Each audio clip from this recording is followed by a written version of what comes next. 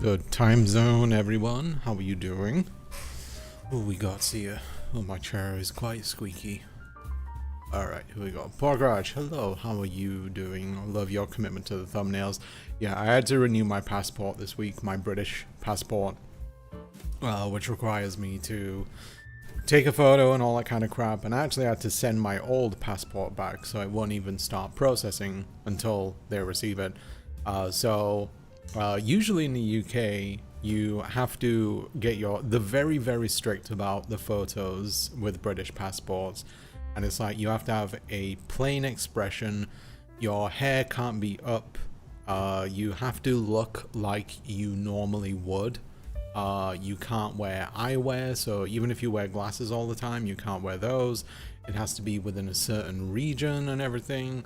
And yeah, just as plain as possible.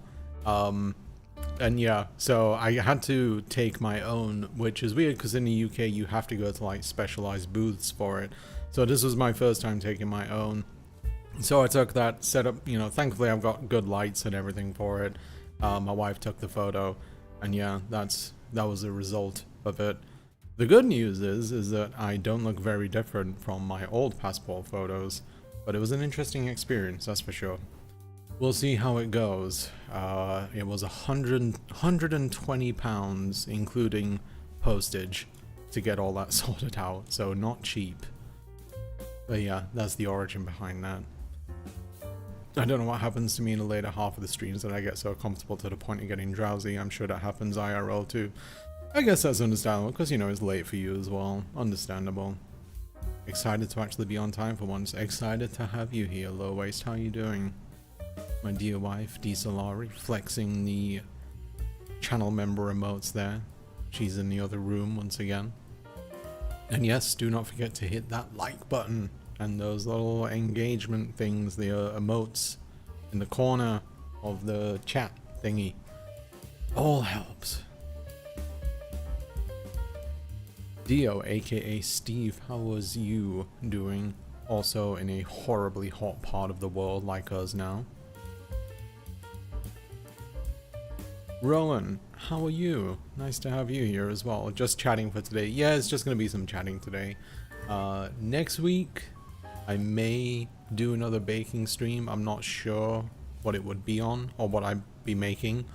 But there is a chance that I might not be streaming next week as well, due to various circumstances, which I'll probably make clearer on the next stream, whenever that would be.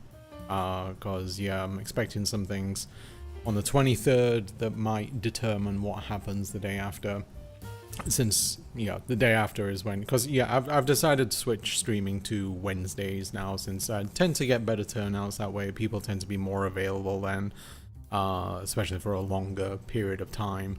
So yeah, we'll see next week. But yeah, if anyone ever has any suggestions for stuff to bake on stream, then just let me know about it. You can put it in like the ideas and feedback of the Discord, or you can say it here if you want to. I'm always open to ideas. The only general rule that I put on it is that it has to be something that can be done within like a 3-hour window, or even something which, you know, I can make 2 batches of and then, you know, do a here's one I did earlier kind of thing. But yeah, that's generally my rule. Stuff that takes like 8 hours to cool or prove or anything like that, I'd like to do them, but it would be a long ass stream and I just don't have the energy for that. Plus it ends up being quite boring. Like if I wanted to make white bread, about 3 hours of that is just waiting for it to rise. Aviva, hello. How are you doing? Nice to have you here. Annie made it as well. Fellow channel member. Hello. How are you, Annie? They require the return of the old. I've never had a passport. I should have had one, but the process is horrid. Yeah, I think it's specific to British passports. I think with American ones, they don't require it. My wife might have her old one. She'll have to clarify on that one. But yeah, with British ones, like I said, they're very strict with the British passport. I think I spoke about it before on stream. But like when I applied for my passport, they asked me all sorts of like very, very particular questions, like who is my internet service provider and which direction does my house face. And I was lucky I knew that one. And I even asked them, like, you know, these are very particular questions, like what's this about? And they said it's just so if you you know, if we're not sure about whether you're legitimate, this is the kind of thing that we can look into and see if it corroborates with it. So yeah. This is my first time applying for an overseas passport, so we'll see how that should be. And yeah, it shouldn't be hard. Pokraj, yeah, it shouldn't be. But yeah, British passports in particular. And it's a shame because my old passport was the maroon colour one, which we had before Brexit. And I would really like to have held on to it, just sort of a, you know, kind of a relic for a different era, because they changed it to a blue passport now, which those pro-Brexit weirdos took as like a huge victory, saying like, you know, oh, the EU said we couldn't have a different colour passport before, which was complete bullshit. We could have had whatever we wanted. So it was a weird Pyrrhic victory from losers, really.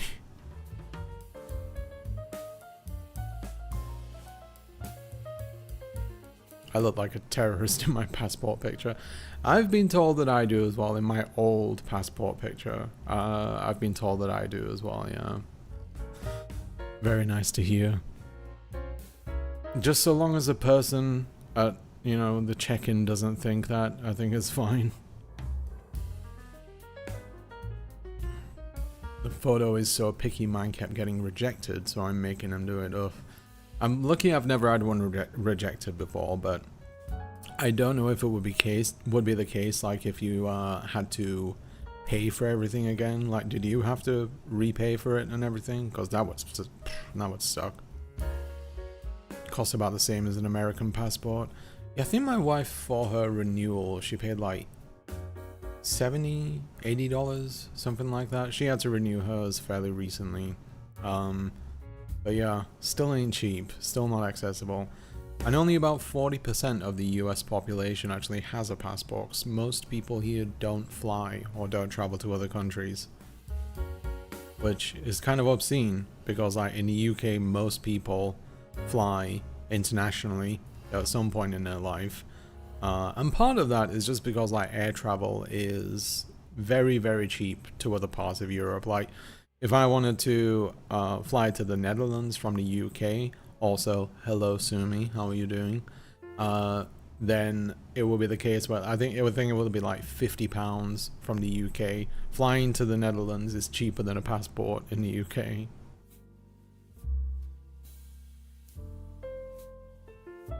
Like, I have a friend who, like, ticket prices after Brexit, like concert ticket prices have been getting obscene.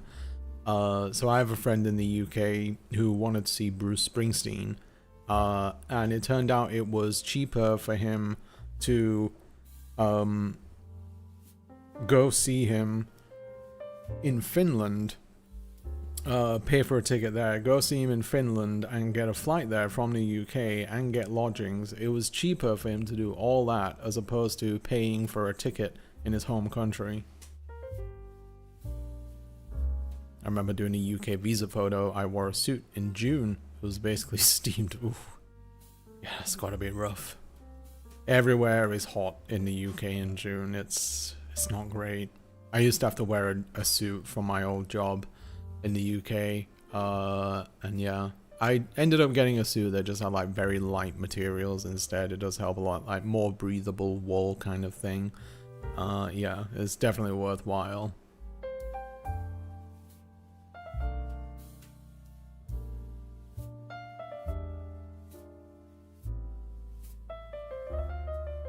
I'm thinking of getting a Cowboy Bebop suit, but it's $700. You can get something similar for way less money than that. Like, they do so many different like cosplay stuff now that you can get for way cheap.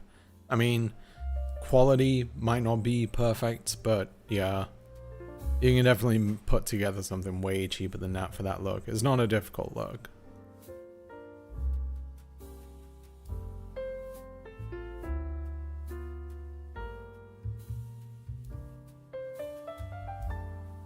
I had a panic attack wearing a suit once. How did you manage that? Sorry to hear that. I'm doing okay. I miss baking. I hope soon I will have a living situation where I can. I find it so calming. Yeah, it's a wonderful activity to do. You know, very affirming. You get to do something nice for other people. That's why I enjoy it, you know, the act of creation and then sharing that creation with other people, making them happy in the process. Yeah, good luck to you. And you know, if you do end up baking some stuff, sharing in the Discord, always welcome. Always love seeing what other people make. It's summer in the northern hemisphere. Make lemon bars, low or no bake. Yeah, I think you might have mentioned lemon bars previously. I've never made them before, but yeah, they could be a good thing to make. I'll look up a couple of recipes on it. I've heard that they're really simple to make, so yeah, that could be a good one. I don't know if people can see the link, but that's a suit I'm talking about. I didn't see a link. I don't know if YouTube just deleted it or something like that. I've still no insight as to how their live chat moderation works. So which direction is your house facing? My old house, hello Argon. My old house in the UK faced southeast, I believe.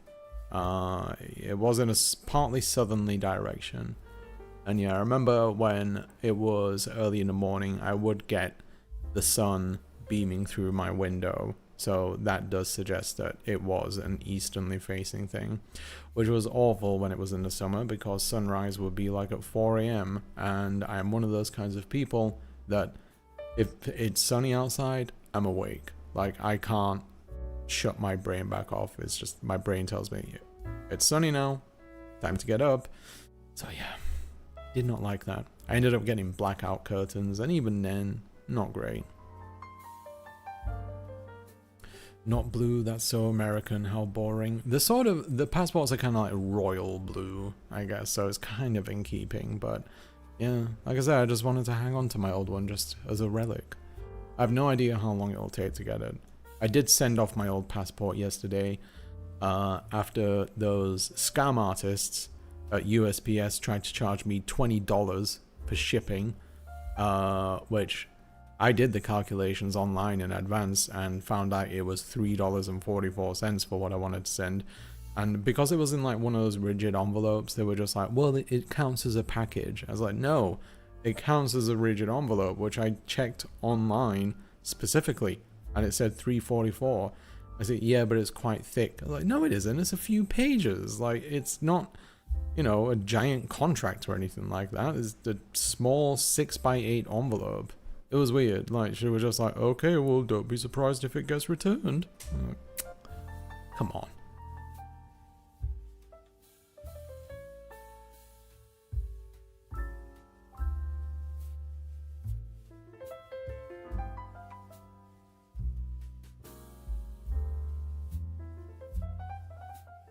Yeah, I have to pay for the passport again, thus the post office has to do it. I'm not getting rejected again. I need it so I can go sort out my home in Austria. God, yeah, being charged over and over again for it is ridiculous. Like, they should just say, like, send another picture, please. And, you know, if they're gonna charge you, just make it something small, like, you know, £10, $10, whatever it is. Not just, like, pay for the whole thing again. See, that was one thing when we were applying for the K1 visa for me to move to America. That was the thing that we were scared of the most, like getting a thing back saying, I'm sorry, we can't approve this. You've got this tiny thing missing from it, so you're going to have to pay for it all again, because that shit is not cheap at all. Like, this is the kind of thing that where you dig into your savings for. So, yeah, we were like, ugh, get this right first time. Thankfully we did. But I remember when I was applying for my permanent residency, they needed us to send another application along with more evidence that we have an ongoing marriage and relationship. That included like wedding photos, events that we've been to together. You know, you can include pictures of children if you've had any. You know, we haven't had children. We don't plan to. But yeah, it was the case where it's like, you got to prove you still, this wasn't just a green card thing. So we sent all of that stuff. And then, because the thing is, my wife and I don't really take a lot of pictures, like not of each other or stuff we do together. It's pretty rare that we do that. We prefer to, you know, live in the moment. But yeah, with that, it was like the case. We sent off all that evidence, and then we ended up getting a letter back. And, you know, I saw at the top of the letter is something like, you know, I'm afraid that, you know, and as soon as I read that, my heart just sank. I was like, oh God. Like, you know, just thinking that either one, I was rejected outright, or two, I was going to have to pay a bunch again to go through this, because the green card, the application for permanent residency was about $800. Like, not cheap. So as soon as I saw that, just, yeah, my heart fell out of my stomach. And turns out, though, it was just them asking for more evidence. So we had to, the thing that we had to do to basically clinch it was we ended up setting up a joint bank account, which most young people do not have a joint bank account. Like, we just don't use them these days. It's more of a older generation thing. So we have a joint bank account, and neither of us ever use it. It just exists for the sake of proof and the fact that we're still together. So yeah, kind of a bullshit process. Parasocial YouTuber knows where my house lives. Not quite yet, but you know, my wife and I still want to visit the Netherlands at some point. It is a lovely place. But how are you doing, Sumi?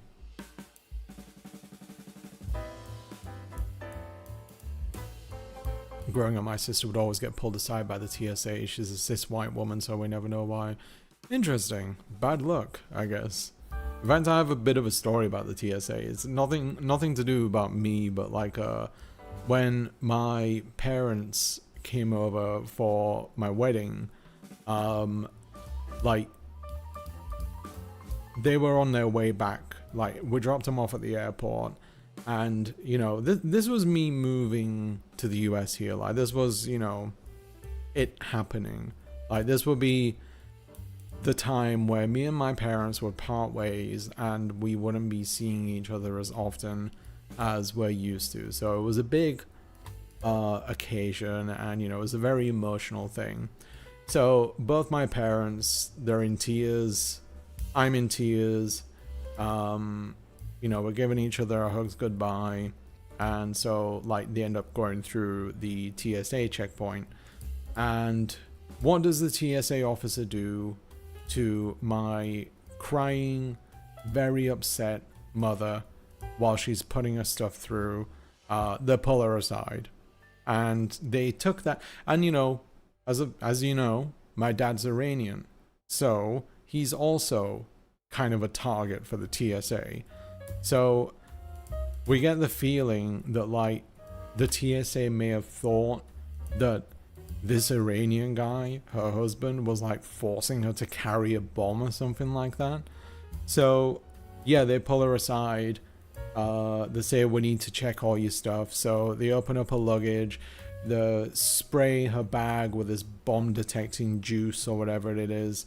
And, you know, she's just there, like, she's in tears, she's upset at this whole thing, like, you know, she's saying bye to her son, that she's not going to see often anymore.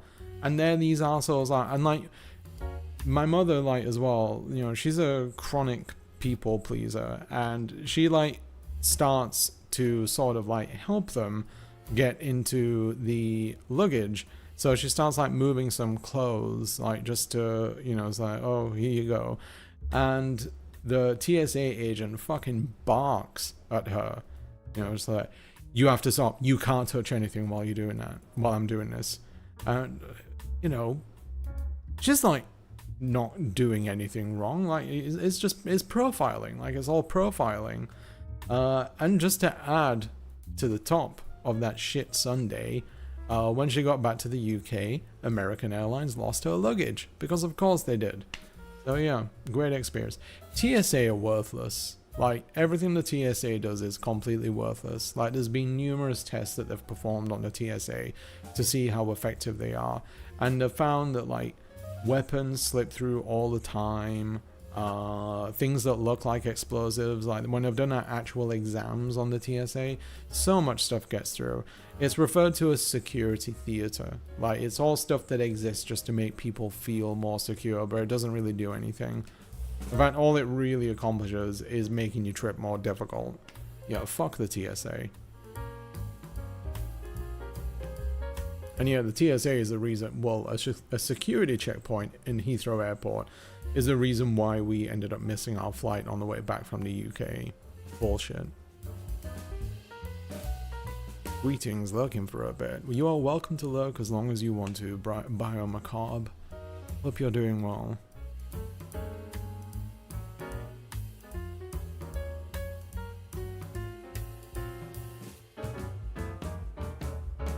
It's about the quality of the Cowboy Bebop outfit rather than being official. I get that, but you know.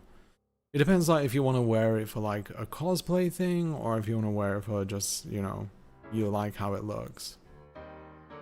I like Twitch better. Yeah, no kidding. YouTube's feature is way too feature light.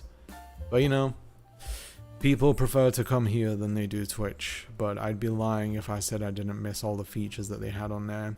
And I'd be lying if I said that I wasn't annoyed at the fact that, you know, YouTube could easily incorporate this stuff. Fun fact, a passport is considered media and therefore they cannot charge more than $3 and change. Really? I did not know that. And I actually told them that it was a passport inside of it.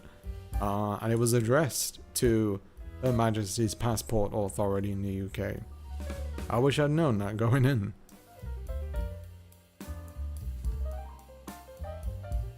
I can't understand the visa fear. Friends of a friend's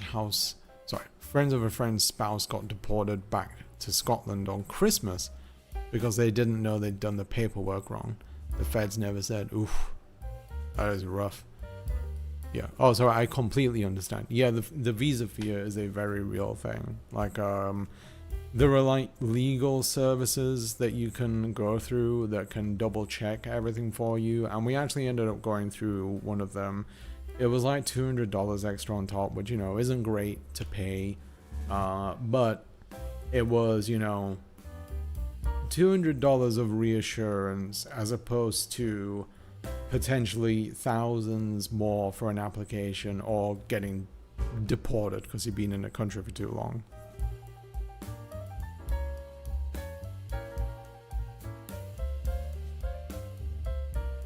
So you sent pictures of the cat kids to Homeland Security. Maybe that would have been a good thing, yeah. Like, look, we have 2 cats together. That's commitment right there. Proving you're in love, that's wild. It's a weird thing because, you know, with all that proof that you send to USCIS, the immigration people, it's so easy to fake as well. Like, all this stuff is, like, really easy to fake that you're in a relationship. So it's not really proof, you know? I think we also sent like a wedding invite as well, just to like show, you know, yeah, we had a wedding, here was the date and everything, and if you want to check with the hotel, you can confirm with them that we had it, all that kind of stuff.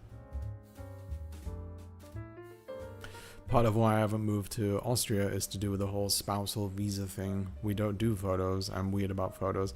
I am too, which I know is weird to say, given that, you know, I'm in camera a lot of the times for both this and my videos, but I'm always weird with photos. Like, you know, it's just because it's that moment in time, and if you're not happy with it, you can end up feeling bad about it.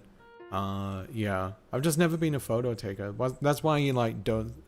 I haven't got many photos of me like when I was a teenager, because that was when I was especially like, ugh, I don't like this.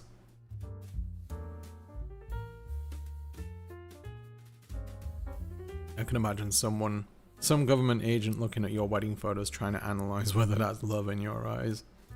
That would have been hard to tell because I ended up taking something for my anxiety that day. So probably just looked at me and think like, is he a bit high?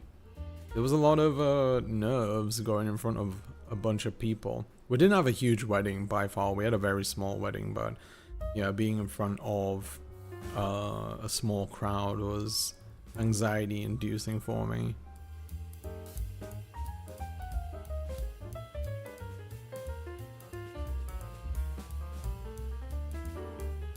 I probably sponsored 3,000 euros of that $800 application. Yeah, I mean, you know, sue me, you have been extremely generous when it comes to supporting us.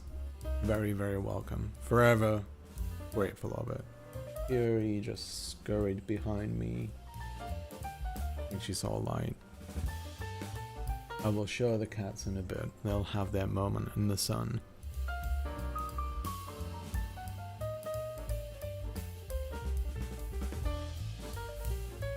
Let me try and catch up. I'm going through the cycle again of talking about one thing, going back to it, you know, stacking back stuff, stacking topics back on top of each other.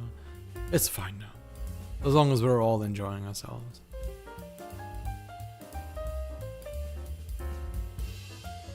I just pay for TSA pre-check and have social anxiety. I have social anxiety and can't deal with it. Afro-Indigenous and always pulled aside. Lamau. Yeah, that's a... Yeah, we considered doing the pre-check thing. It's like $80 or something like that. With something like that, though, I can't help but feel like I'm just being scammed. You know, it's just like, well, if you want convenience, if you got the money, you can go right through it. It's like going to a fancy restaurant and like paying the person at the front to get you a seat sooner.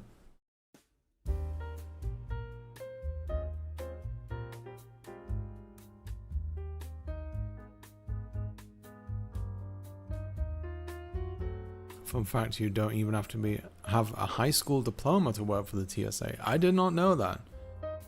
Oof, that makes it worse. Yeah, those people aren't experts. You gotta love how border guards /TSA /customs etc. always make you feel like a criminal for no reason. Yeah, that's the worst thing about it, really. Yeah, cause, you know, like I just said with my mother, they just made her feel like shit on one of the saddest days of her life. And, you know, I remember when we were going back from the UK to the US, back in 2022, like I remember seeing someone there. It was a Heathrow security, and there was someone going through the security check, and this guy like pulls out this tiny bottle of hand sanitizer. He looks at it, and he said like, this is more than 10 ounces or whatever that is in milliliters. And the guy with the luggage was just like, so well, they let it through in America and they're a bit more strict there. And this prick of a TSA agent, this prick of a security agent just like gives this guy an exasperated look. He's just like, he just looks at him and goes like this and says, well, this isn't America, is it? I was like, all right, don't take yourself so seriously, all right? Like, if they let that shit through in America, where they're way more strict, let that shit through here. This person isn't gonna set off a bomb with a tiny bottle of Purell, okay? God. Sorry to hear about that. Also, hello Regen, and hello Syndrome Noir. How are you both doing? Syndrome Noir very nicely drew this wonderful picture of me the other day. Let me pull it up, actually. 1 second. Yeah, it was a ode to the stream. Let's see. I changed my shortcuts recently. I'm getting used to them. Yeah. This magnificent drawing here of me baking, and of course the cat's getting in the way of everything. Doing the salt bays. Very, very nice. I was very happy to see that. I rarely get any kind of art made of me. I can probably count on one hand the amount of times it's been done, but it really does always put a huge smile on my face. Especially when people have some fun with it, you know? Like, I really like the cats being incorporated here. But thank you so much once again, Syndrome Noir. How are you doing as well? Lovely stuff. And yeah, if you want to follow on Blue Sky, syndromenoir.bsky.social. I think with the Blue Sky tags, can you just refer to them as like their one thing? Like, I'm like at Salari. I think that's okay. I don't think you have to type the whole thing in. Yeah, it is a adorable work of art. Tell you what, I'll be right back in just one moment. It's just I've had something delivered outside and I don't want to leave it there since it's just on our porch. I'll be right back. I won't do the screen or anything.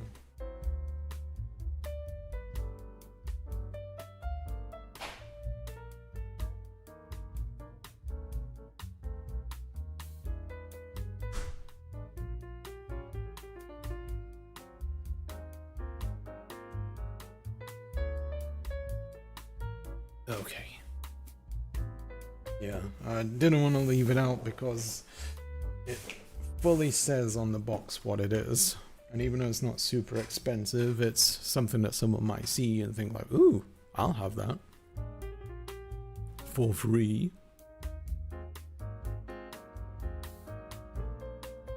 I just like the way the spike suit looks rather than doing a cosplay.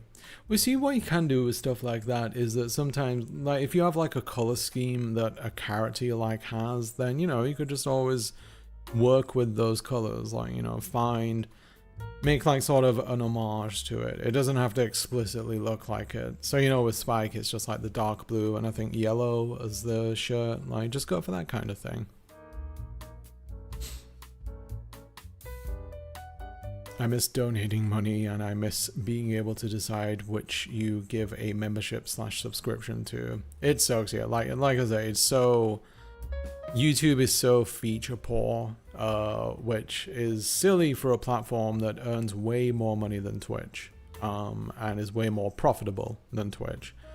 But if you do want to donate, there is, if you look in the description below, I do actually put my links there. You can donate through Stream Elements, which they don't take any cut or anything like that. That just goes straight through PayPal. And there's the Superchats, which I think they do take a cut from. I'm not sure how much. I think it's like a third or something. But yeah, the good thing about YouTube compared to Twitch is that they take less of a cut when it comes to donations and all that kind of stuff. Like even channel memberships, like Twitch takes half of every subscription, whereas YouTube takes like a third of stuff. So it's better in that respect. And also channel memberships are cheaper. Like Twitch subscriptions, they went up by $1 recently. So if you want to subscribe on Twitch, it's $6 for each one. And yeah, that's kind of ridiculous. It's pushing it, I think. I'm sure that, you know, for larger creators that won't mean much of a difference, because obviously they'll have a ton of subscriptions anyway. But for smaller ones, like people I think will be far more reluctant to put the money down to support someone, which is ironic because, you know, the smaller ones are the ones that really need a support, whereas the larger streamers, they're like doing extremely well for themselves, like multi-millionaires. But yeah, it's a better cut. It's a better deal all around on YouTube when it comes to memberships, etc. Just because the creator gets more money from it and they're cheaper for the person that's paying for it. You can set the prices for it, and I set mine as the minimum of $2.99, I think. And obviously you got like tiers and stuff. But yeah, I wanted to make mine, you know, pretty cheap. I didn't want to push it or anything like that.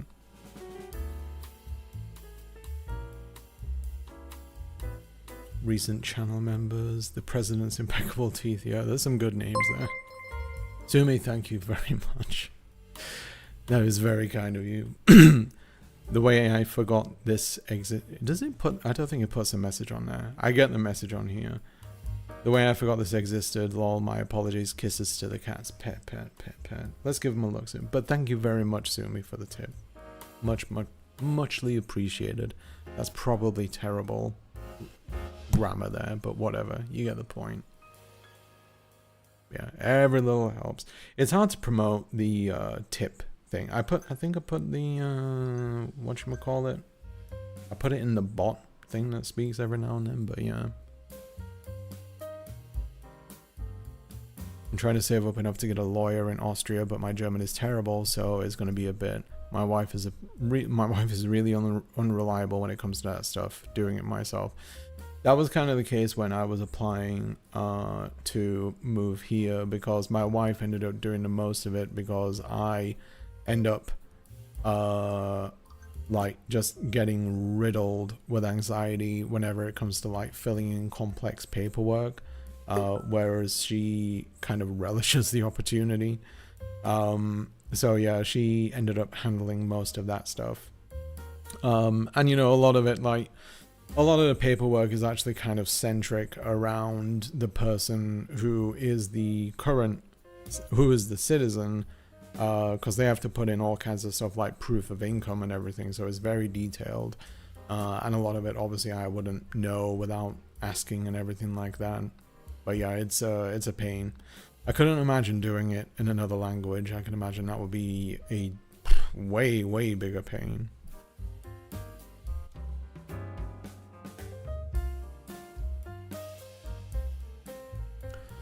B-Sky, yeah, Blue Sky's way better than Twitter. I hope that it takes off, just for the sake of taking some traction away from Twitter, because Twitter deserves to die in every way possible. Ah, Star, how are you doing? Nice to have you here. I mean, my other grievance about the YouTube chat is that it is awful to scroll around. You lose your place so easily on it. Never mind. I guess it'll help me keep up.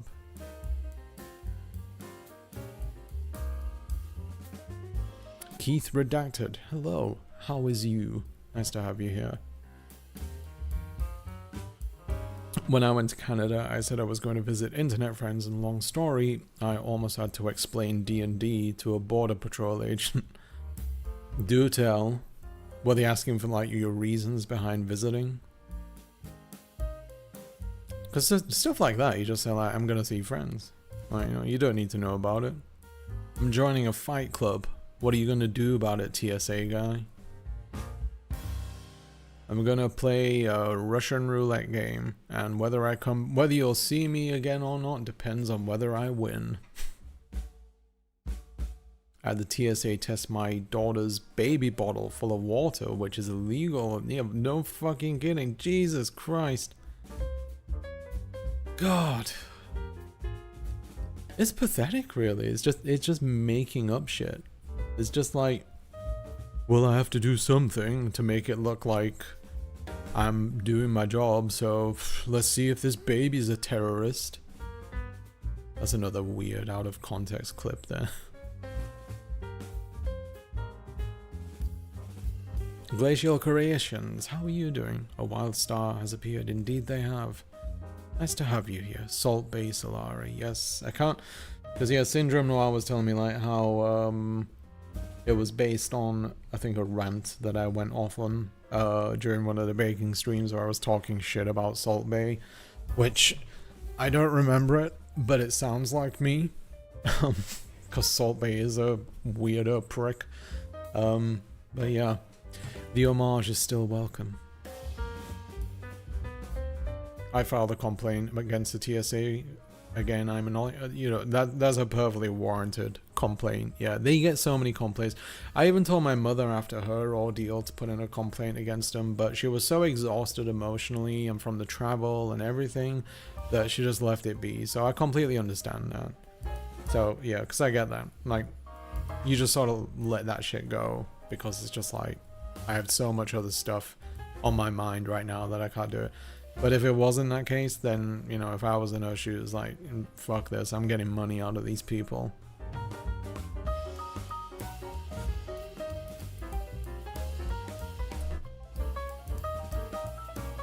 I'm blushing, thanks. I always wanted to work on painting some more. We'll keep at it, yeah. I've been meaning to get back into drawing more myself since it's been a good while.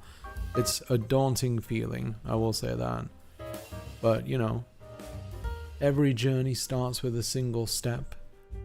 Like, I remember when I started playing guitar again, because, you know, after I moved to America, I had to leave my guitar behind. And I used to play like religiously. I used to practice religiously, and sometimes with other people too. So after I moved here, like I couldn't afford a guitar for a very long time. In fact, the only reason why I was able to afford a guitar was because of YouTube and patrons, so that helped a great deal. But yeah, once I got back into it, like I felt rusty as hell. Like I was like, how have I gotten so bad? But then I just kept practicing, picking it up whenever I had a little bit of spare time if I wanted to relax. And I'd say I'm way better now than what I used to be, because I came up with like more viable training or practicing regimes, as opposed to just doing whatever on it, or worrying about being good enough or making money from it, you know. That's the sad thing about a lot of hobbies. Like, there can be a lot of guilt attached to not being able to profit from it, because like my parents, you know, they're not involved in a lot of creative stuff. So, you know, when I started picking up musical instruments, for them it was never really the case of like, you know, oh wow, you're getting better, good for you, or anything. It was more of a case of like, well, if you're gonna be learning to play an instrument, then you should inevitably get to the point where you're earning money from it. And that is a horrible crooked product of capitalism, and this idea that anything that you do should be monetized in some kind of way. But once I got beyond that mindset of like just doing things because you want to enjoy them, that helps a lot. Because, you know, like, for example, with the baking stuff, like, God knows how many times now I've had people say to me, like, you know, oh, you should start a bakery, you should become a baker, all that kind of stuff. And I won't lie, the idea is neat. And, you know, if YouTube ever fell apart, there is a very good chance I might pursue that idea. But, you know, putting it out there as, like, something that I should be doing as a way to earn money. The fact is now, after doing this job, I know full well how it can feel to monetize your hobbies and monetize a thing that you enjoy. And you are very, very lucky if you're in a position where you feel like the thing that you do for money is the thing that satisfies you as well. Because once you bring money into the equation, it can completely destroy how you feel about making something. You know, if you become an artist and you get to the point where you're just like doing commissions just because it's like, well, I need to make money somehow, and this person's going to pay me $2,000 for this very, very graphic furry art, or whatever example you want to use. But, you know, you're not into it, then yeah, it can really take the enjoyment out of it. So I wouldn't want to put myself in a position where like this thing that I really enjoy turns into something which is just like routine, becomes a paycheck, etc. You know, I'm sure a lot of you will know what I'm talking about if you work in a creative field. Awesome drawing. You're going to frame it and post it in the studio. Incredibly well done. Artists are genuine talent. They do indeed. Yes, that's Syndrome Noir. I'll definitely save it. I might put it in, you know, I try to keep a collection of my of the stuff that people have drawn on me. Like, I have it in a folder at the very least. I'll probably do something with them someday. Like I said, I don't have a lot, but the ones that I do have, like, I treasure them. I have saved every single one of them. I've never been one of those people just to be like, you know, oh, that's cool, and then just leave it in the Discord or something like that.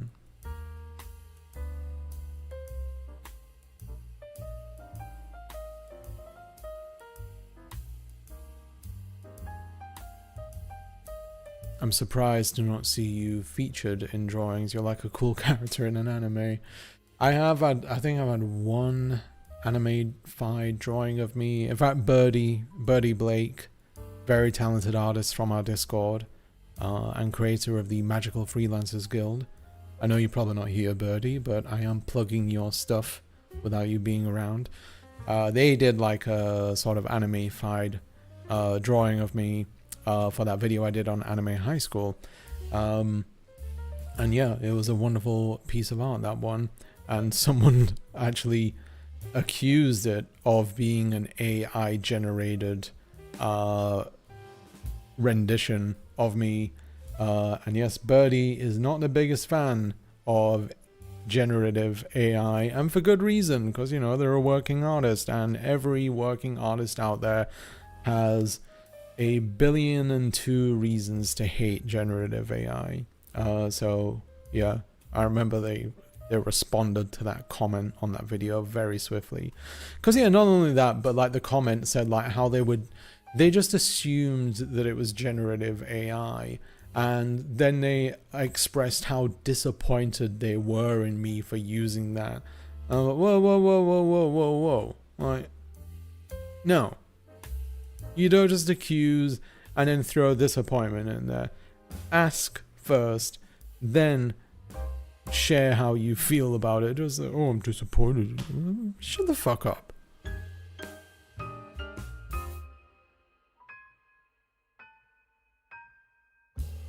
Super chat is 30% of memberships. Yeah, I figured as much, yeah. I mean, I looked up the numbers a good while ago. But yeah, like I said, $3. I get 2 of the $3, whereas on Twitch, it would have been like $2.50 out of a purchase of $5, which doesn't seem fair on the user, really. Or the streamer, you know? Because they gotta, like, once you take into account, like, income tax and everything on top of those subscriptions, like, it does not work out as a lot. And yeah, being able to set membership prices is great. It gives you like a feel for your audience and everything. It would be nice if on the membership thing it actually did say the price of what it is. Like, you know, just be completely transparent about it, as opposed to you having to click on it and see the price. Because I feel like if that was the case, then it would encourage more people to actually become members. Because people might assume, well, first of all, people might not even know what channel memberships are, which, you know, is a problem unto itself. But they might also assume that, like, oh, it's like $10 or something, because they just never click on the button because they don't know what it is. And if they do know what it is, they might just assume that it's out of their pay range or their price range, whatever you want to call it. So yeah, it's YouTube, do better. With the stream stuff, with everything. Like, just do better. Jesus Christ, you have all this money. Stop focusing on Mr. Beast and focus on some other people, you know? My God. Mihai, hi, Mihai, how are you doing? That was a genuine mistake there.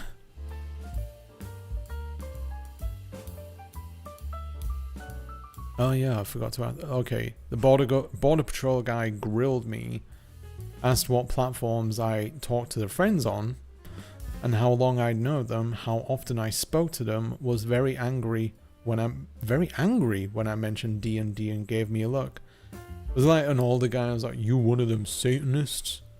Genuinely thought he was gonna take me aside before he must have realized, oh, she's a dumb nerd and waved me through. Angry at that. My God, that makes me curious. Makes me think like maybe they got a kid at home and they're really into D&D. It's like, one of those fucking D&D people again. Fucking Stranger Things.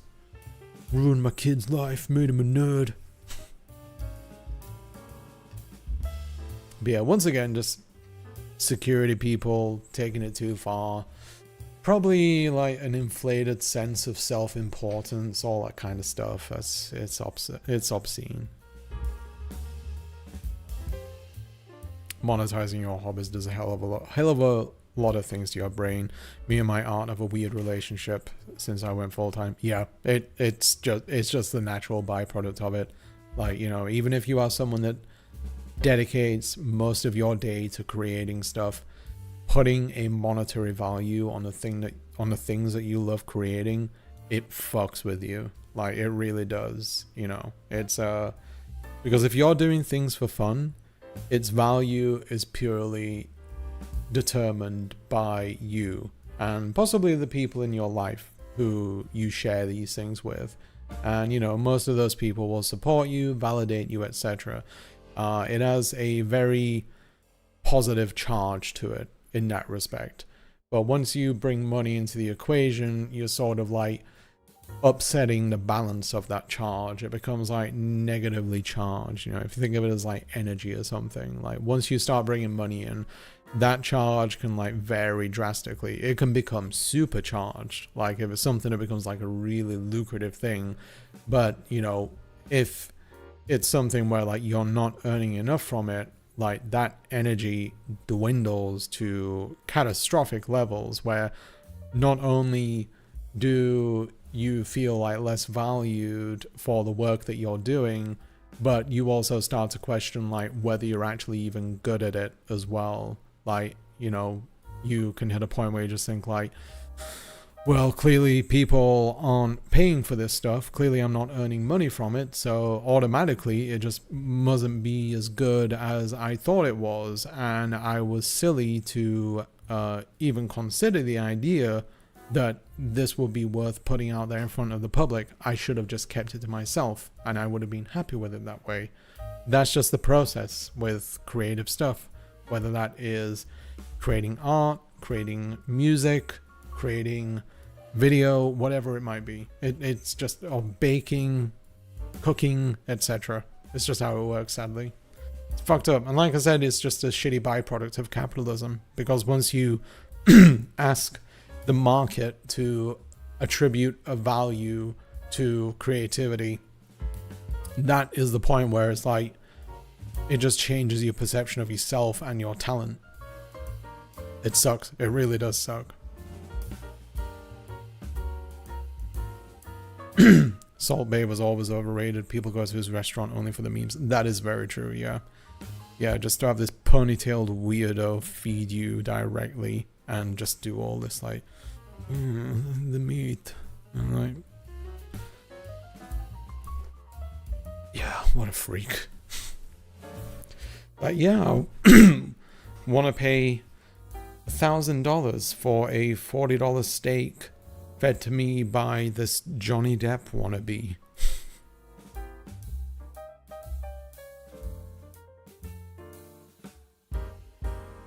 Threads is still going strong. That's kind of a surprise. I heard that it was dying off. I need to practice yoga. Yes, my wife does need to practice viola and guitar as well. I will teach you some more guitar. I'll get you confident with the chords, both open and barred. I got back into guitar after a while. It's hard to keep consistent like before. For me, I don't have the time to invest anymore. 15 to 30 minutes a day. Just put it aside. Any downtime you have, even if you're doing it while just like watching some videos or whatever, like just pick it up, play whatever, keep those fingers moving and everything, you know, just keep it active. You don't have to do anything complex. Do some scales if you have to. Yeah, just anything. 15 to 30 minutes a day. You can do it. Everyone can do it. In my music, being musical, artistic, and able to dance are required. I kind of wish that that was like sort of a thing in my family, because like I said, like they're not very creative people. My mother can draw very well, or at least she used to be able to. But yeah, that's another one of the things that she just sort of like left by the wayside, really, which is a shame. What is Salt Bae? Is it a beast burger? Salt Bae, you'll know who he is. Like, there was a meme a few years back. He was the guy that like did the salt thing. It was like in I think an Instagram video or something, where it was like sprinkling salt on top of a overpriced steak, but it was like falling down his forearm and everything, which, to be quite honest, is fucking gross. But yeah, if you Google Salt Bae, you'll know who he is. I do not know why we're like this, but it's exhausting. I think my kid might be the first one not to require to do this, but she does anyway, despite not being with me or my grandpa regularly. I may have lost the trail of that conversation.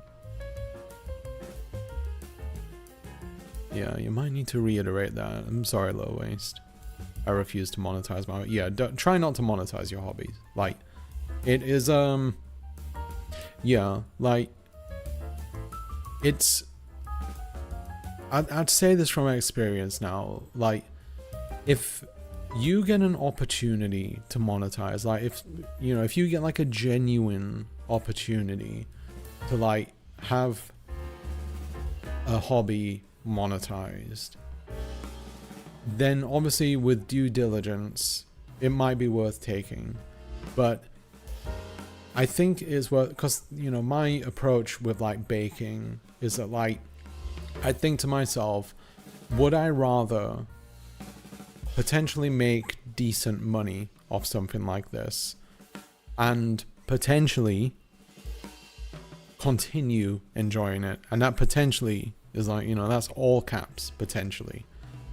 Or can I just continue doing it as a hobby and practically guarantee that I will continue enjoying it because I'm just doing it for me and the people I love? And the way that I've weighed that up, it veers more to the side of just like doing it as a hobby, because there's no risk attached to something like that. You could argue that it's sort of like a you don't lose if you don't play situation, and you don't win if you don't play. But there is another victory to be had, and that is that you continue to do something and find enjoyment from it. And that is an extremely valuable thing. Like, money's one thing, but personal satisfaction is a completely different thing. And the two don't intermingle very well with each other. Unless you're one of those people that gain satisfaction from having as many zeros in your bank account as possible. But even then, I think that's a very sort of hollow victory, a hollow form of happiness, really. I don't think those people are very happy, really. As a professional photographer, I can tell you, never make your hobby a job. I know a former photographer, and I will never touch a camera again. It can fuck with you like that. Like, it can just make it so I don't want to do this again. Like, with the YouTube stuff, you could argue, like, if I ever quit, I could possibly pick up a job as a video editor. And, even though I actually really enjoyed editing at the start of this, I hate it now. Like, I can't stand it. Like, I do it out of necessity. I try to have a bit of fun with it. I try to make it look interesting, well-paced, etc.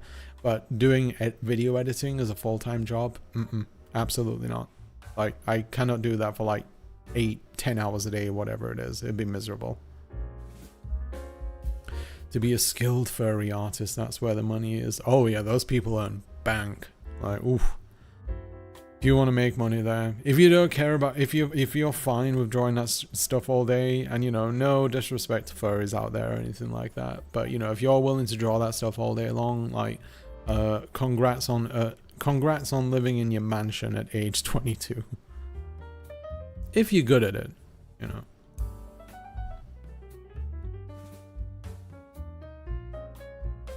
I'm a Venezuelan living in the US. That means I don't have a passport because we don't have a Venezuelan consulate in the country. I'm forever trapped in the land of the free. Oh my god. So there's no way around that whatsoever? Like, that does sound very much like a catch-22. Well, would it be a catch-22? I guess it'd just be a trap, yeah. Ugh. I'm not going to act like I didn't want someone to monetize my family members, but that's cruel. Now I'm on a treadmill monetizing hobbies. Well, best of luck to it, Pokraj. I'm not saying like don't ever do it, but I do think that, when it comes to monetizing hobbies, we generally romanticize the idea a bit too much. There's that whole saying like, if you do what you love, you'll never work a day in your life. Bullshit. You can end up, the thing that you love easily turns into work very, very, very easily.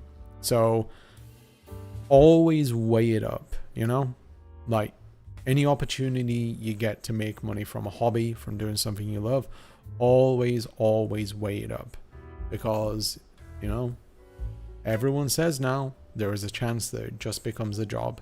So it's always better to be realistic about it.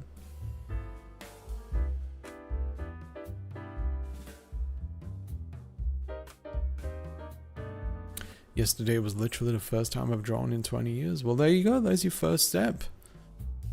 Skills are bad. That's understandable though. But yeah, it's it's always that first step that matters the most. I'd really like to start drumming again. I really miss drumming. I haven't drummed since I have moved to the US, and I used to really love it. And it was great cardio as well. Like, that's one thing a lot of people don't realize is drumming is great exercise. But we live in an apartment and we don't really even have space for an electronic drum kit. So yeah, I really miss that.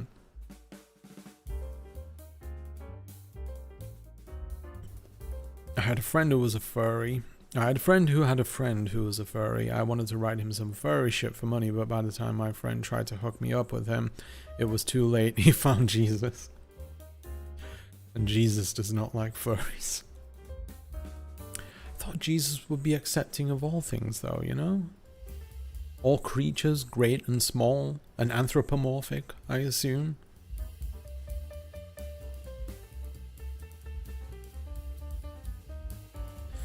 People are just going to say that's AI on everything now when people are artwork illiterate. I feel, you know, it's going to become like way more, that's going to be like way more common, I think, like those accusations, because, you know, I've shared my father-in-law's artwork, and, you know, my wife's dad, she shared his artwork inside the Discord, and even on like her Facebook and everything, which, you know, if you've seen him before, let me pull up the picture because I don't know if anyone's seen this or if some of you have seen this, but it's definitely worth witnessing. Let's see. I posted it the other day. Let me scroll through some shit. It's taking forever. All right, one moment.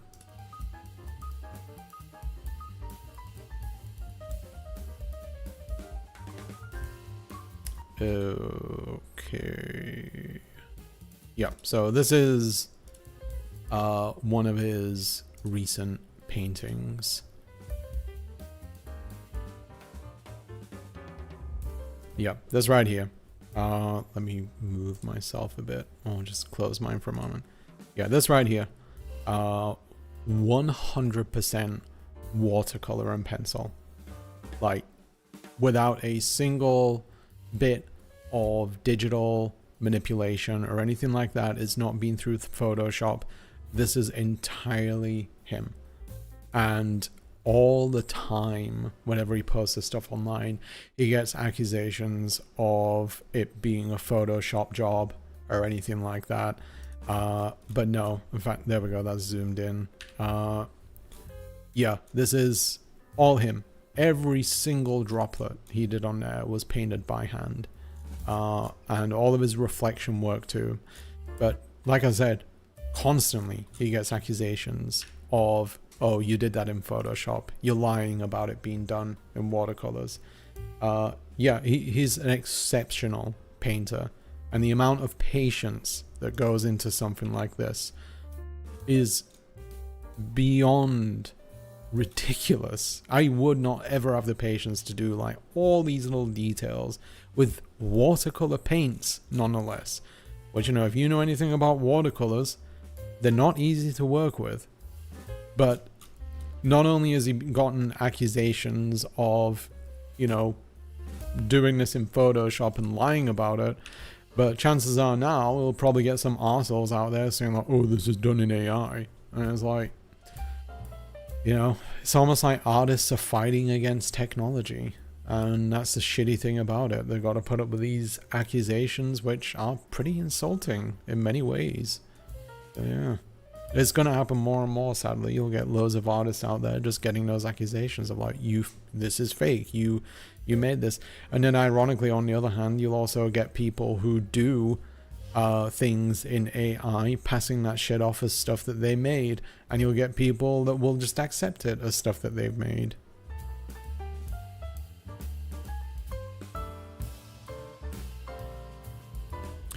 Lately, some people have been accusing photos taken of ballet dancers as being AI, and some of those were taken years ago. Like one of my friend, people keep seeing photos and dances and saying humans can't do that. Absolutely ridiculous. We do crazy poses in photo shoots. God, this YouTube thing. I hate this YouTube chat. Had to put that comment in 3 parts. Oh wait, we are athletes. We also do things in photo shoots, planning to fall out of the pose because that's one of the ways that you can capture really incredible poses. Yeah, and it's like, it really just undermines talent once again. Like, it lessens the accomplishment of other people. And you know, this isn't like a new thing really, because for years lots of people have had accusations of faking things, and it is very rare that people actually do fake stuff. And you know, with deep fakes and, you know, even basic video editing, people just get accused of like doing things that are fake. And for those people who actually genuinely put in the effort to make something unique and bizarre and beautiful to look at, like, they have to put up with people just making stuff up. And it really shows like how technology has created this environment in which rather than just like celebrate something, we have to distrust it.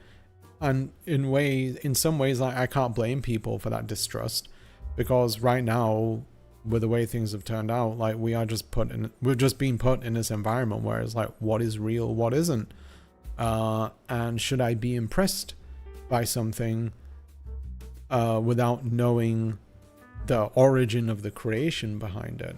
And that sucks, really. It would be nice if we just, you know, considering like back in the early days of cinema, people freaked out because they saw a train coming towards them at a movie theater and thought it was real. And you had people like who listened to War of the Worlds and thought that that was real.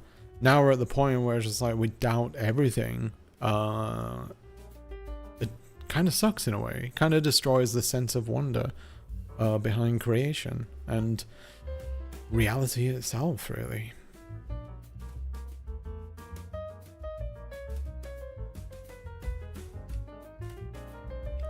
That was some very cold tea.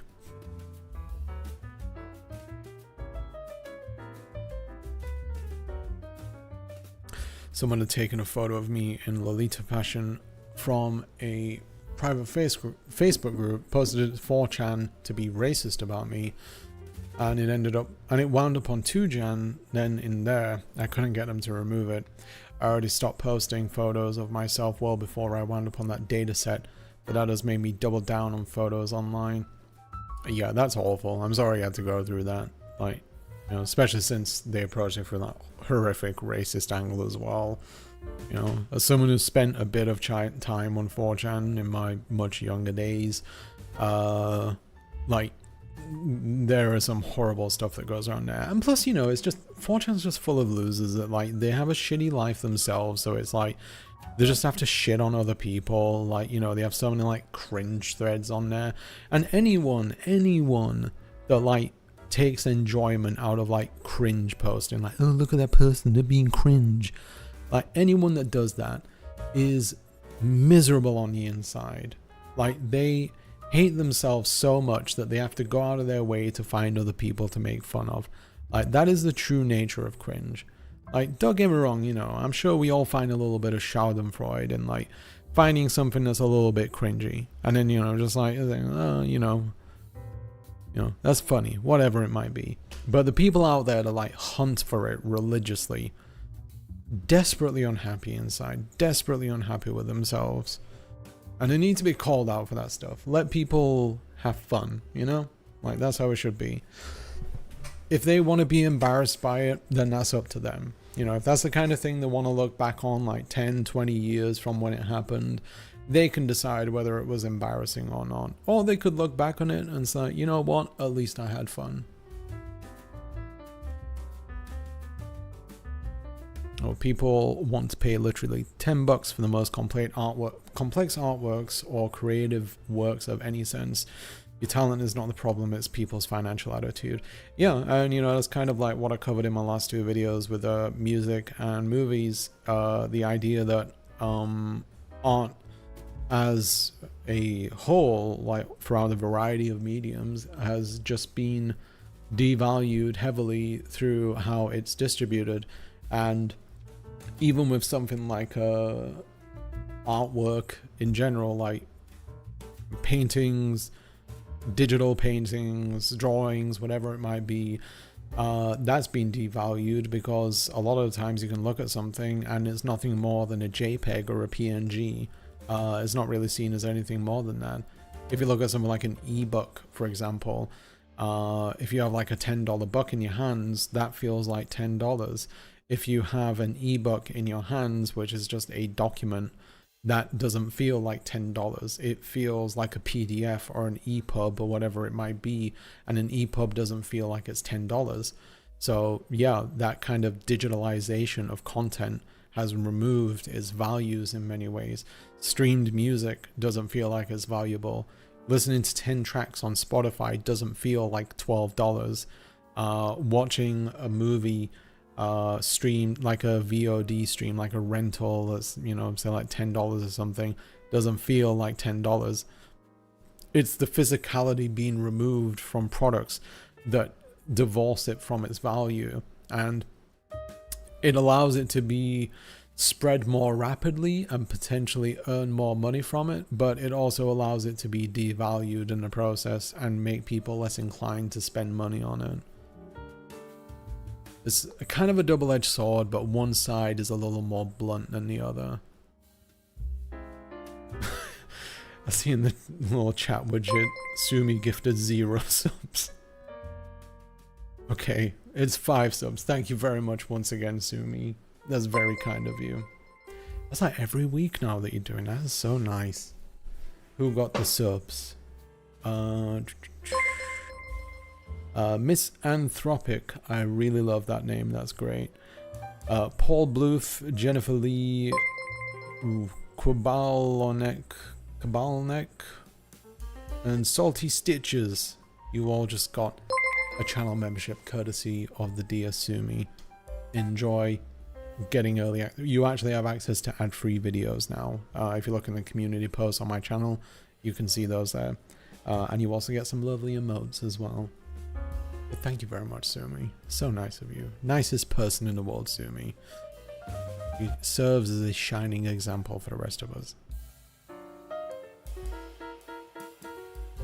Most recent video was basically me having a crisis about monetizing my art and how it broke my brain and how I had to trick myself into learning to draw for fun again. Yeah, that it is like a level of practice of like just telling yourself like I have to be okay with this as just something that I enjoy. That's kind of how like I ended up that's how I kind of like approached playing guitar again when I picked one up once more. Was like, you don't have to do this for money, you know, like you can do this just for you. Like if you want to write some songs, if you want to just like come up with some new things or whatever, be inventive, then if you want to record it, it's up to you. If you want to put it out there, it's up to you, but don't feel like you need to. Like you can do this just because it's fun and because it makes you feel better, because yeah, that additional pressure on it just makes it all the more worse and makes it all the more difficult to approach it as an enjoyable thing. The guitar becomes a tool, the pencil, the stylus, whatever it might be, it all becomes a tool as opposed to a conduit for something that makes you feel better.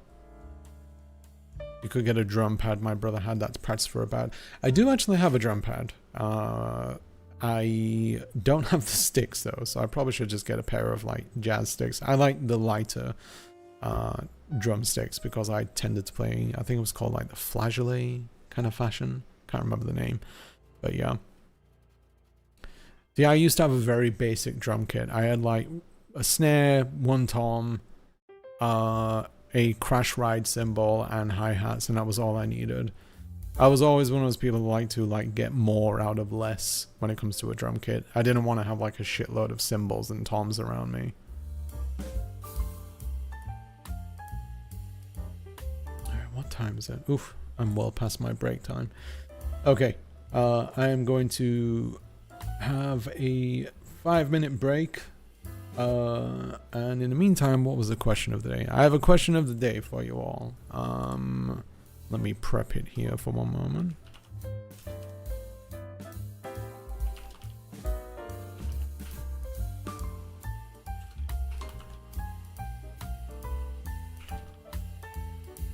Okay, so the question of the day will be, if you could have only 5 candies for the rest of your life, what would they be?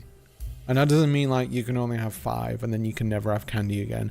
It just means that like no other candies are available to you. So essentially, what would your top 5 candies be? And you know what, you know, the ones that you would be happy having whenever you would like. So yeah, top 5 candies. I'll be back, like I said, in about 5 minutes or so. Leave your answers in the chat. And yeah, in the meantime, try to stay out of trouble. And I don't know, get up, stretch, all that kind of stuff, you know. You're an adult, you know how to do things. Okay, be right back.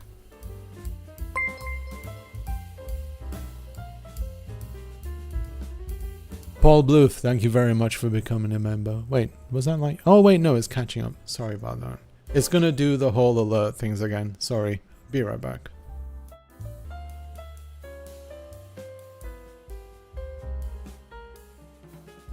Alright, I'm back. I'm in need of occupying my hands, so I have my guitar with me, but you probably won't hear it, which is good. Alright. What 5 treats would you want for the rest of your life? Let me see, where does this start? Okay, low waist. Puchow, I've never heard of that. Toffee, Austrian marzipan, Japanese cola sweets, those are very good. Candied violets. The violets, there is a thing in the UK called Parama violets, I believe they're called. And they always came as like a Halloween candy thing. I always hated them, to be honest with you. But the toffee is good. I had some good toffee recently. And yeah, the Japanese cola sweets, they're like a very special thing, those ones. Very much nicer than the typical ones. Can't see any puchow though. I just tried googling it and I didn't see anything. Let's see. I make candy. Huh. What if you're an adult and don't know how to do things? Then you learn how to do things. You can do plenty of things to me. You're a talented person from what you've described. Reese's, Hershey's, Three Musketeers, Pocky, and peanut butter M&Ms. I do love peanut butter M&Ms. I hate Hershey's, I won't lie.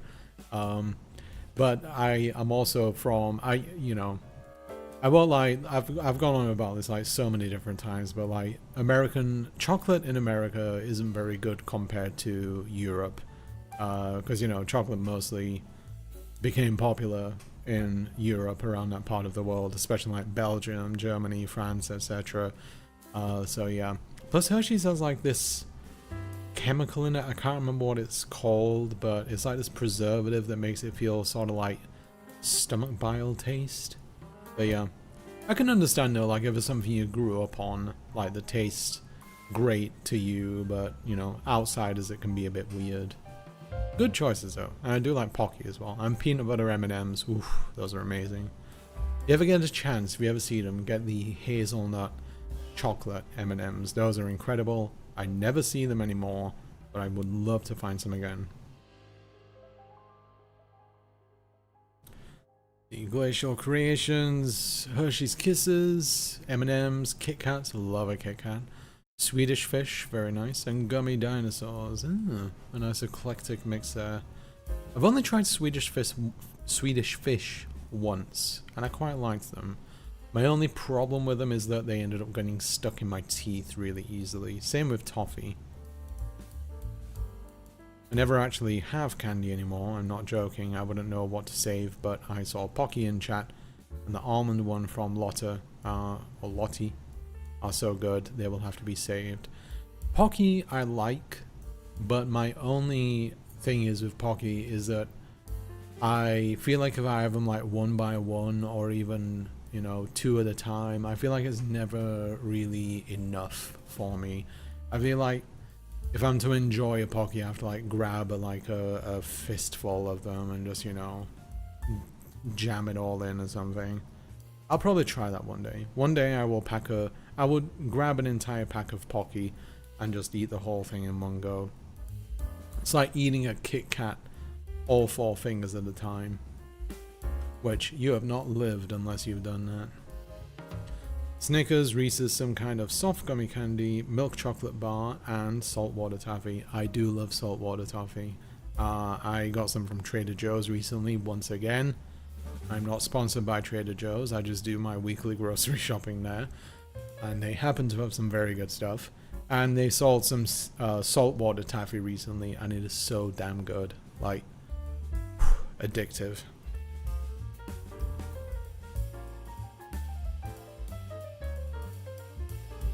Twix, love a good Twix. Kit Kat, Snickers, M&M, and Ferrero Rocher. I love Ferrero Rochers. Twixes are also great. Those Twix is another one that like I preferred in the UK. Same with Kit Kat. But Ferrero Rochers, I am a sucker for hazelnut chocolate. So like one of mine would be a Kinder Bueno. I love Kinder Buenos. I think I mentioned it before, but like what I like to do with the Kinder Bueno, since you get like the 2 bars of it, I like to surgically remove the base off the Bueno, and I do it off both of them, and then once you do that, you stick them together, you have an Ultra Bueno. All of that hazelnut cream joined together in large containers next to each other. If you ever get a Bueno, give that a try, because it'll change your life for the best. It'll be terrible for your cholesterol, but you know, at least you'll be happy. And the other sweet things I could save is Curie and Camus. I just realized I haven't shown them on camera yet. I'll do that. Where's Curie? Oh yeah, they're both in here in their beds. Took a 1/4 of a high potency THC gummy on Saturday before a party. It made me really drowsy. Was it like Delta 8, Delta 9, or actual weed? Well, not weed, obviously. Was it actual THC or like some derivative? Montezuma's chocolate, especially the Absolute Black line. Terry's chocolate orange dark. I'm sensing a theme here.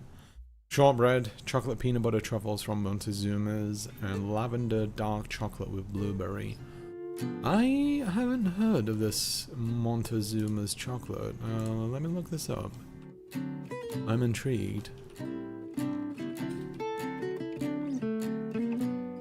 Montezuma's luxury chocolate. Oh shit, a little owl pops up on the side. Check this out. Poot.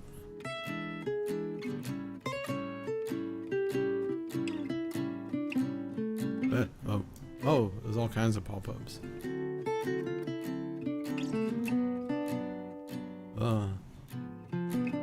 South America, West Sussex. Huh. Oh wait, they sell this in the UK. Huh. Okay. Next time I go there, I'll have to give it a try. Is it like super dark chocolate by the sounds of it? Oh, it's like a box of crayons. Oh wait, no, it's not all dark chocolate.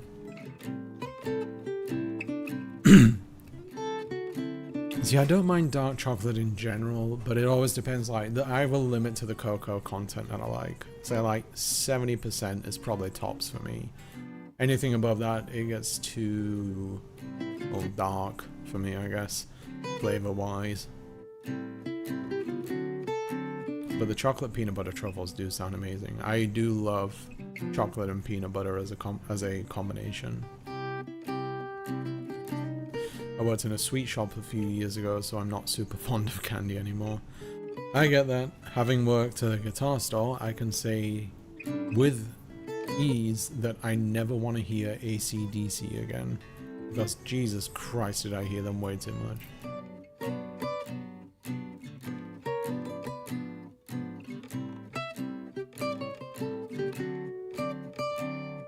A friend of mine lost their passion after working in a bakery.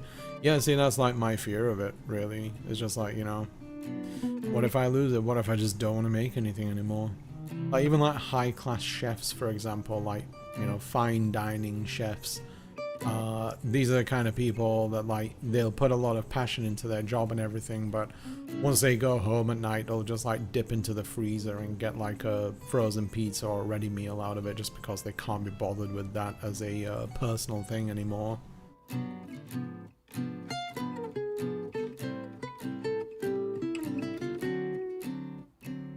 We've contemplated opening an allergy-friendly bakery together, but I'd have to move to the East Coast. Are you on the West Coast right now, or Midwest? Oh.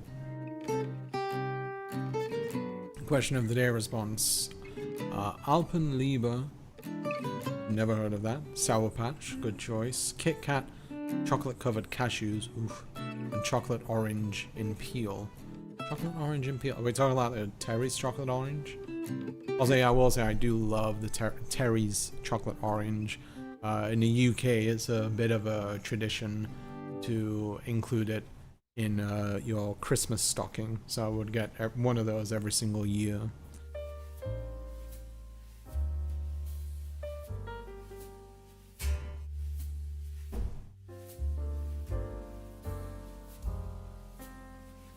Oh yeah, how is everyone enjoying this unbearably hot weather right now?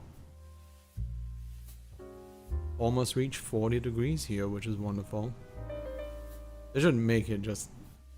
They should make high weather temperatures just straight up illegal. I don't know who they would prosecute, but they just should say it. I don't know. That sounds dumb. But yeah, it's awful. I don't know how anyone enjoys this. I really don't.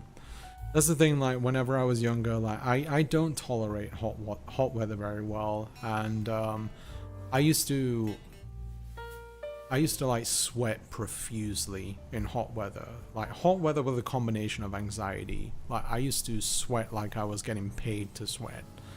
And yeah, back when like I was younger, I couldn't stand being out in the heat, and it just took the enjoyment out of everything.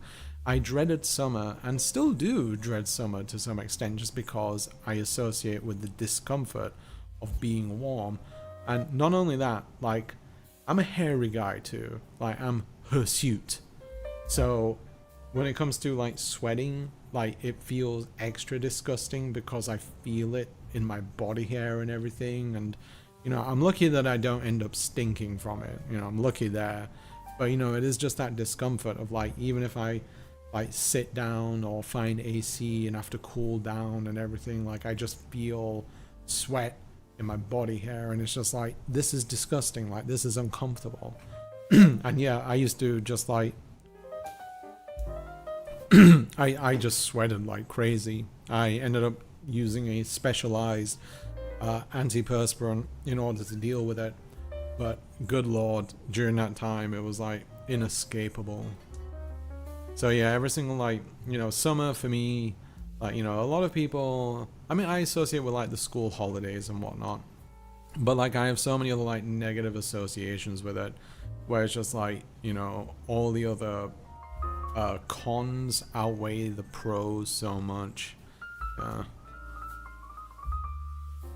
I much prefer cold weather, I will say that.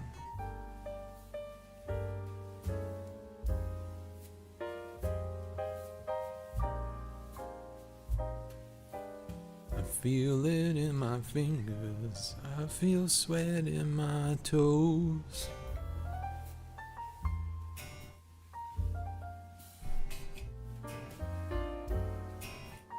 Ice cream trucks going outside. Go for it, run! What are you doing here? There's ice cream outside right now.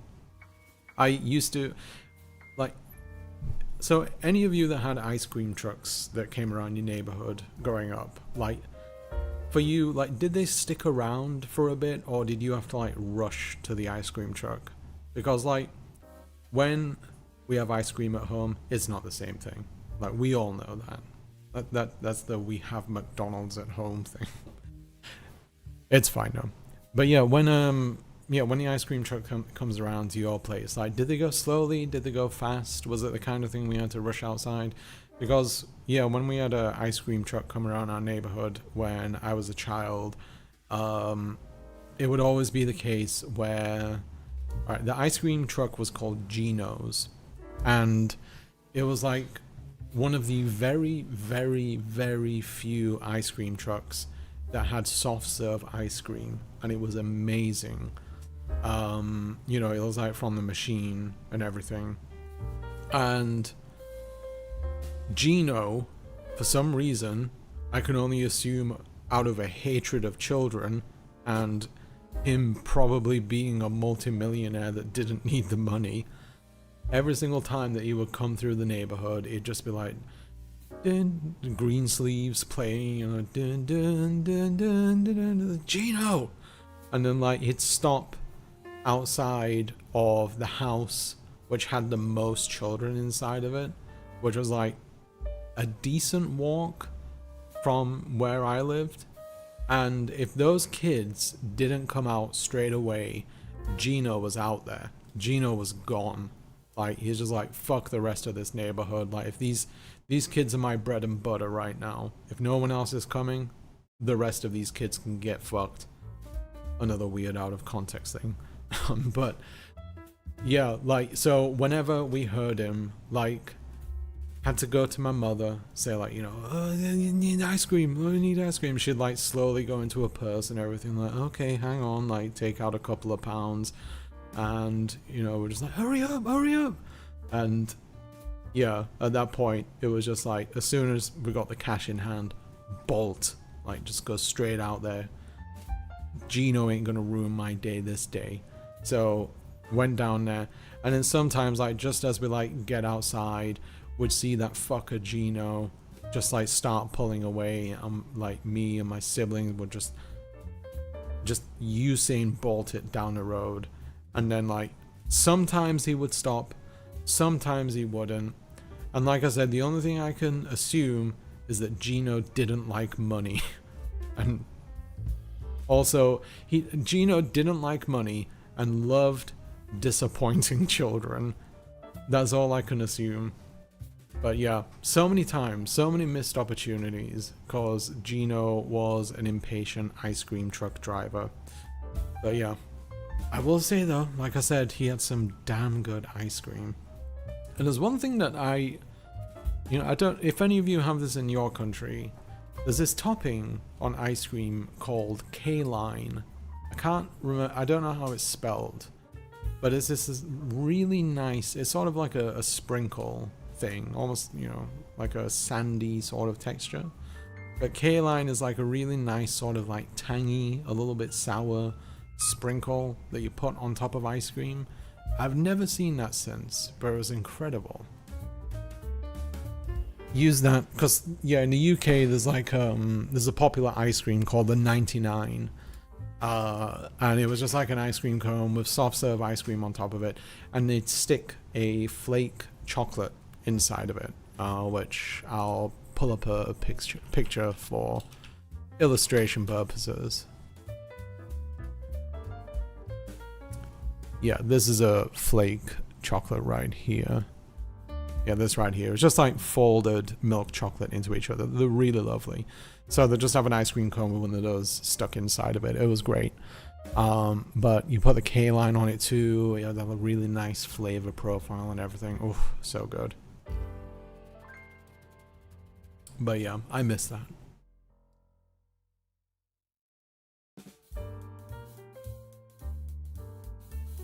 As a redhead, the sun and heat are not my friends. I get so sick. Yeah, I can understand that. Yeah, redheads do not have a fun time. You have to go through a lot of SPF. I hate summer and weather like that in general. I don't blame you. Technically, it's monsoons in my neck of the woods, so it's hot, cold, and humid. That is a confusing combination. Does it feel all right or uncomfortable? I mean, humidity is uncomfortable regardless. Summer for me hasn't been too bad. It's mostly because I'm indoors a lot. Same here. Even if I am going somewhere, it's a walk to a car, and I usually go out during evenings. I kind of like it low-key. That is like one of like the few. That's one of like the good things about living in America, really. In that they've got AC everywhere, so it makes summer way more tolerable. Saying that, Last night we actually did have a blackout in our area, like 16,000 homes lost power. It was just over an hour, thankfully, that it was out. Because, you know, I won't lie to you, every single time there's a blackout, there is that part of me that fears it's going to be like for a week or something, like this is going to be the big one. But like, even in that small window of time, it was heating up inside the apartment. And, you know, we have a small apartment, and when the power came back on, I saw on a thermostat that it had already risen by 3 degrees Celsius. So I was still awake at the time, because it wasn't too late into the night. But I was like kind of worried about going to bed because I didn't want to relive what it felt like to sleep in the heat like I did in England. I was also, I'd probably say like our hot weather, that's the thing I hated the most, sleeping in the heat and having to like have a fan blast your face all night. Tillamook ice cream. Oh, Tillamook ice cream is very good. Okay. That Tillamook ice cream is worth skipping the ice cream van. I'll give you that one. We just have a gelato shop / restaurant in the town, so easy to access and better ice cream. Gelato is wonderful, yeah. It's one of my favored, I will say that one. Especially hazelnut chocolate. Do love that. Was a Nocciola, something like that.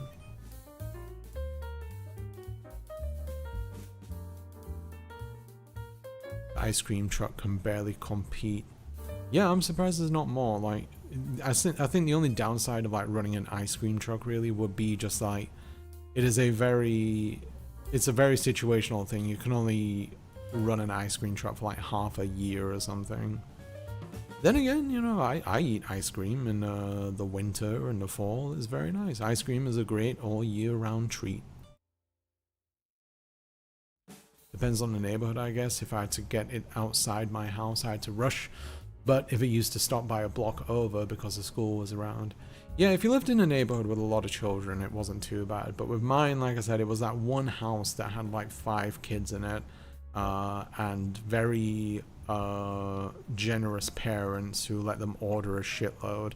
But if those kids weren't there, Gino would be like a ghost, you know? I mean, it was me and 2 other siblings in my house. And my sister was the closest to me in age. My brother is like 10 years my senior, so he was like, oh, I don't give a shit about ice cream. So yeah, like, Gino stopping by in a neighborhood where there's only 2 kids wouldn't be worth his time. I'd get it, but you know, it would still suck.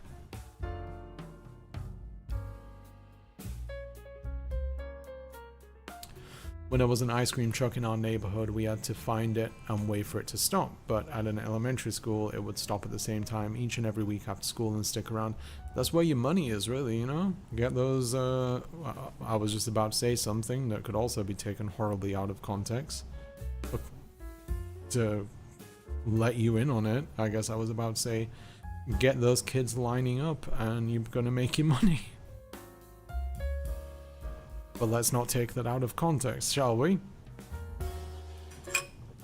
But yeah, you know, that's a gold mine stopping outside. In fact, there used to be at my old high school, there used to be an ice cream truck that would come around on lunches. And they even sold cider ice pops, which actually had a bit of alcohol inside of it.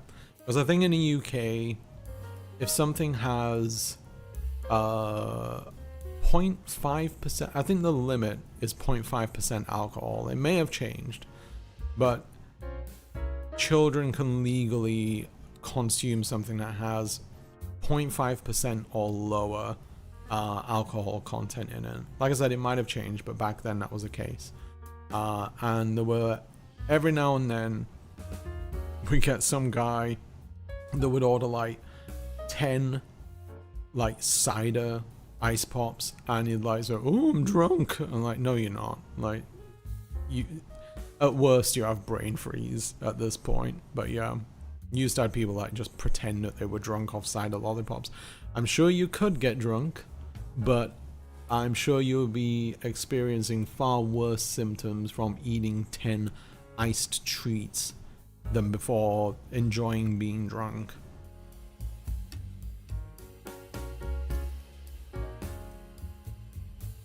Yeah, K-Line, if you can ever find it, is worth trying. It's wonderful. Dio, thank you. I don't know if you're still around, but Dio, thank you very much for stopping by. Enjoy the rest of your day. Lucas is a Mexican spicy sweet brand. Oh. Recently, I posted in the Discord. My wife subscribes to this box called Universal Yums, and they just do like treats from around the world. They'll give you like a random selection every month. It is kind of like a loot box kind of thing, but they do tell you what comes in it, so you can decide whether you want to skip for that month. Previous month, she got the larger box because it was a British box, and obviously, you know, I like to have some treats from home, and she really enjoys the stuff that we have there as well. But this month it was from India, and I posted it in the Discord, I believe, and it had like tikka masala, tortilla chips, kind of like Doritos, and another one that was kind of like the Bugles, I think, like the cone shaped thing. But I really liked the tikka masala nachos or tortillas, forget which, but there was like 12 small ones in a packet. Like, Pokraj, you're from India. Like, I don't know if you can confirm this or not, but like, with your potato chips, like with your chips and such like that, is it always the case where like the bag looks like it's really full of air, but there's like barely any chips inside of it? Because it was with both of the bags, like they were really full. I think it was like nitrogen that they fill the bags with to keep it fresh, but like there was barely anything inside of the bag. Like, I actually counted the bugle thing, and there was literally 14 of these small things inside of it. It's a bit pitiful. It is like that. Okay, it's a joke among, because that's the thing, like, it's a joke in other parts of the world as well, like in England and in US, and like, you know, it's just like, oh, I bought a bag of air and there just happens to be some chips there. But the Indian ones, that was taking it to a next level. I'll tell you what, let me get a bag, because with the bugle one, my wife and I have barely eaten anything out of it. I just want to show off illustration. Be right back.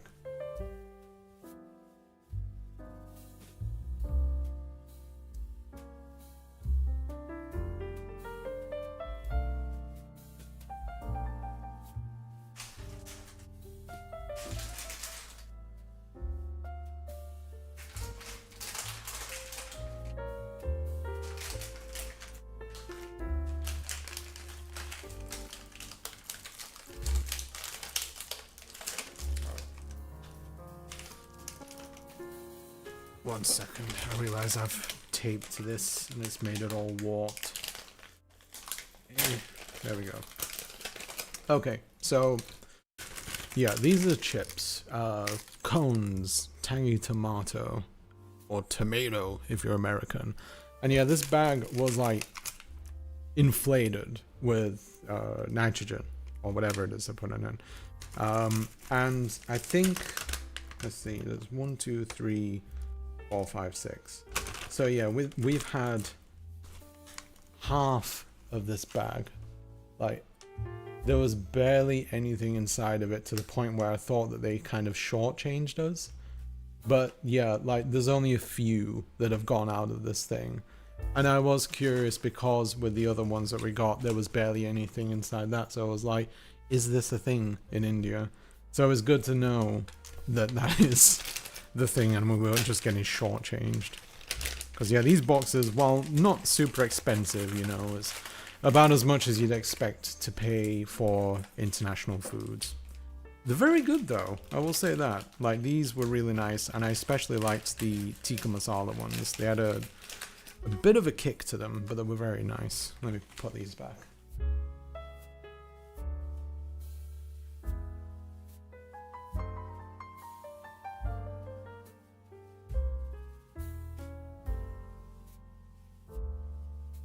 Yeah, and it also came with this as well, these truffles. These are very, very nice. I really like those ones. But yeah, good to know. It says tomato in European. Tomatoes. I see, like, if I end up going to a restaurant and having to use the word tomato, I usually end up saying it with the American way, just because I don't want to cause any confusion. I'm just like, can I get that without tomatoes, please? And I feel like a fucking idiot. I have AC, but I can't afford to turn it on, so I just leave the blind shut and run it at night so the air is cold all day. That's a good way of doing it, yeah. It's best to, you know, be able to, it's good at least to be able to use it at some points. But like, when you live in a hot area, and you know, most of, you know, you Europeans out there will understand where I'm coming from, but yeah, when you live in a hot area and you don't have any AC at all, agonizing. Camus just sneezed. Either that or he had a bad dream, I don't know.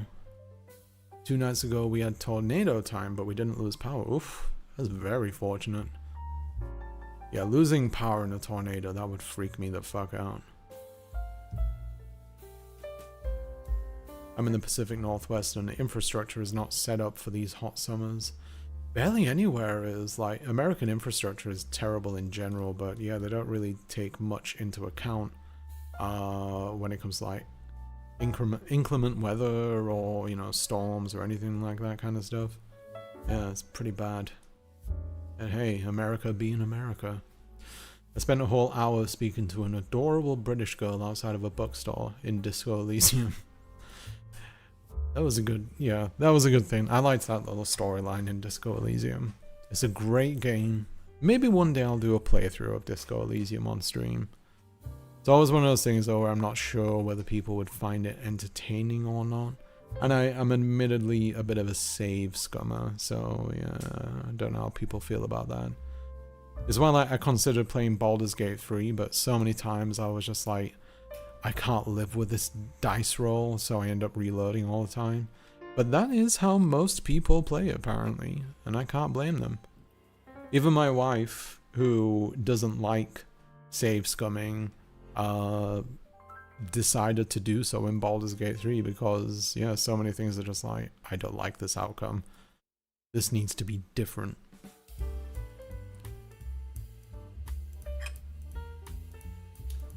Your browser's acting up. You can try restarting your browser. That's usually what I do. Because YouTube, like with the streaming stuff, I think it takes up more memory over time. Shrinkflation, indeed, yeah. That's why Cadbury's cream eggs are smaller than what they used to be. Bullshit. Indian Lay's ahead of the game in shrinkflation. Yeah, well, yeah, like I said, it's good to know that it wasn't just us being, them being cheap with us. Because I was like, okay, air in the, you know, bags of chips that are full of air, like, that's nothing new really, but, that's a bit too far. I get a lot of Thai lays and they're always just bags of air. Maybe it's like a regional thing in that case. Makes me wonder if it's like to do with the weather or something like that. Because, you know, these are hotter climates. Probably not. Probably just their cheapness. Nitrogen is costly these days, apparently. I've heard so as well. A lot of dentists that do like a... No, wait, no. Nitrous. Am I getting it wrong? A lot of dentists that like do like the liquid nitrogen stuff have stopped doing it because of how costly it is. And helium as well. Apparently we are running out of helium. So all of those delightful SpongeBob balloons will soon come crashing down to the ground because we can't make any more helium.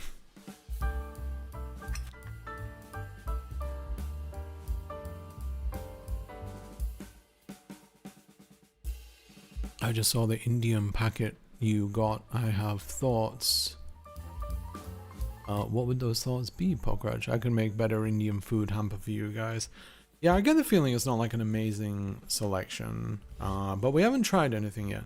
Moong dal is my kryptonite. I think it came with that as well. Let me double check.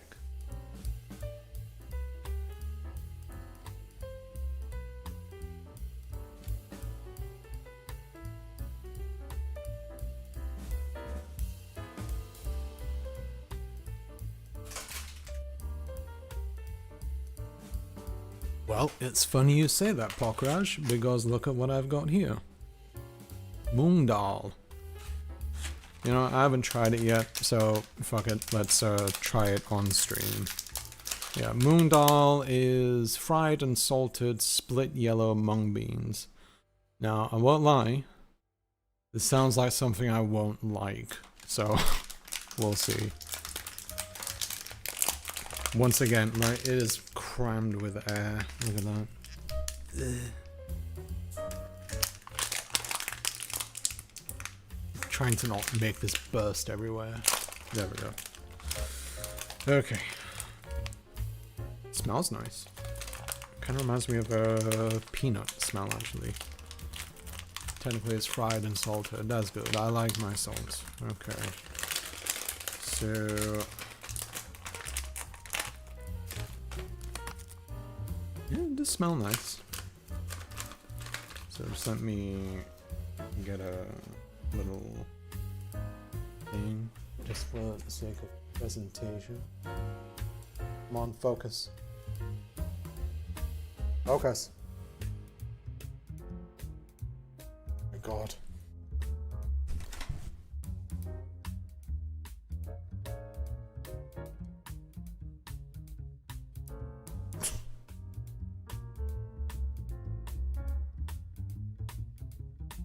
Yeah, that's them. Okay. Sorry, they're all like falling through my fingers now. Give this a try. Bottoms up.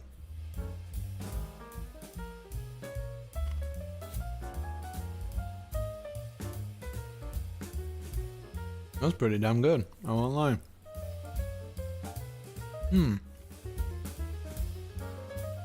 Yeah, I'm surprised that I like that so much.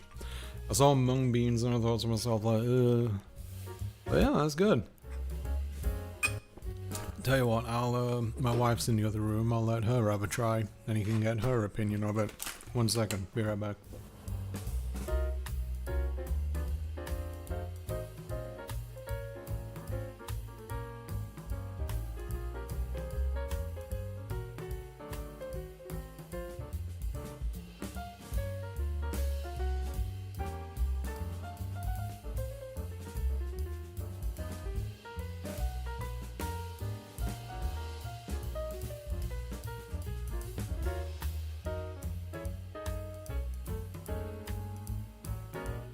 Yeah, my wife is also a fan of it as well.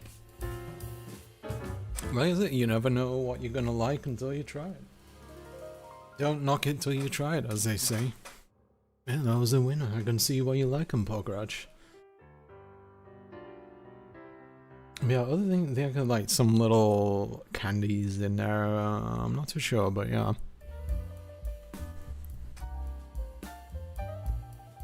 Oh, you got an AC, Sumi. Welcome to the club. You like one of those little standalone units, or the ones you put in your window.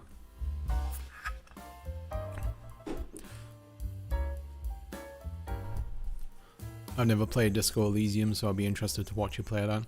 I might do it at some point, yeah. So you actually was planning on doing a Disco Elysium giveaway for people, but once again, this is where YouTube is limited, in that, unlike on Twitch where I could easily run a giveaway, YouTube, you have to jump through quite a few hoops. So I feel like the only way that I will be able to do that is if people join the Discord, I can run a giveaway there.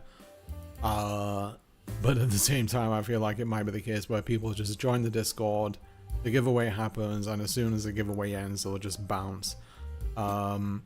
But yeah, then again, same could be said for the YouTube streaming as well. They might just like stay around until it's announced. But yeah, I'll figure out to do something one day, because we do have 2 copies of Disco Elysium to give away, and it is a wonderful game.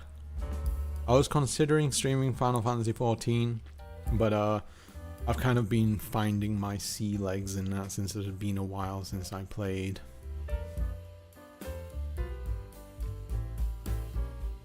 Kind of got stuck between my teeth, that I won't lie. We have curry curry and uncle chips that are sufficiently packed. It's just a corporations being shrinkflation experts. Yeah, no kidding. It's I mean, there's more in here. It feels like there's more in this than there was in the bags of chips, that's for sure. I feel less shortchanged with that. And yeah, it probably is Lay's, the cheapskates. They finally pissed off American consumers enough. We've stopped buying snacks. Yeah, it's yeah, with stuff like that, you do end up getting to a point where it's just like, yeah, why bother? Like, if I'm not gonna get that much out of it, or you expect people to like buy more to make up for the lower amount of things, you know. Did the beauty and the whole thing, yeah. I mainly remembered that trick from I don't know if you've ever watched the channel. It's Ashens on YouTube.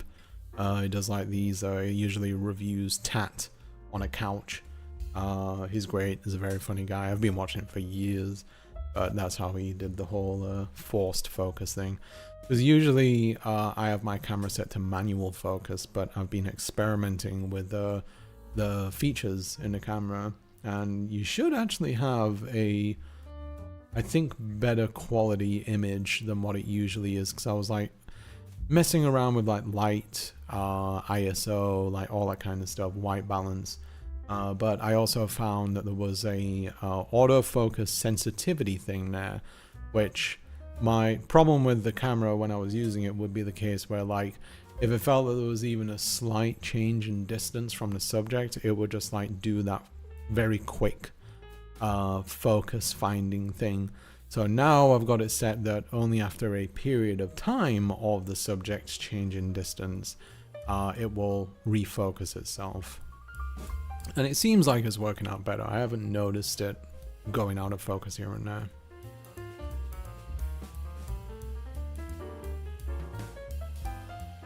It wants to yeah, it has been focusing on there, and I have noticed that one.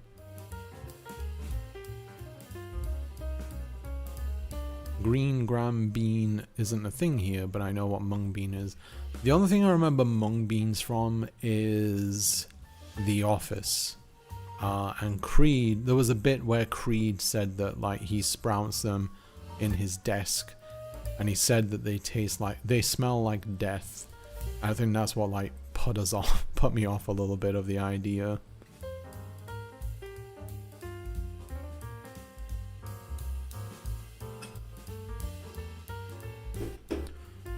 Add mung dal in boiling water, and it's delicious lentil soup that you can have with rice with roti. Well, won't lie, there wouldn't be much of a dinner with this one. Yeah, I actually do go to an international / Indian, Middle Eastern supermarket close by to, well, not too far from here. I usually do go there to get some paratha, because we have chicken tikka masala like every week. It's one of our favorite dishes. So occasionally I'll go there to get some paratha, maybe a couple of other things. They actually have some British foods there too. But I'll go there because they don't sell paratha anywhere, and I've made paratha before in the past, and it is a huge pain in the ass to do so. A lot of ghee everywhere. But yeah, the next time I go there, I might look for some of these things because they were delicious. I'll see if they got the chips there, any of those chips. Yeah, they do like halal meats at this place as well. It's real nice. They always kind of like give me a look though, like, have you walked into the right place here? Like, yeah. That's the thing, like, where I grew up, like, the place where I grew up in England, like, we had a huge Pakistani and Indian population there, so, like, these kinds of foods were just, like, everywhere. You know, like, different places, like, different little supermarkets and everything, so it's something that I find super common. But obviously a lot of Americans like don't really have any exposure to this kind of stuff. So every single time when I go to this international market, I am the only white guy, the only white person in this place. And yeah, some people are just kind of like, are just like, did I see that right?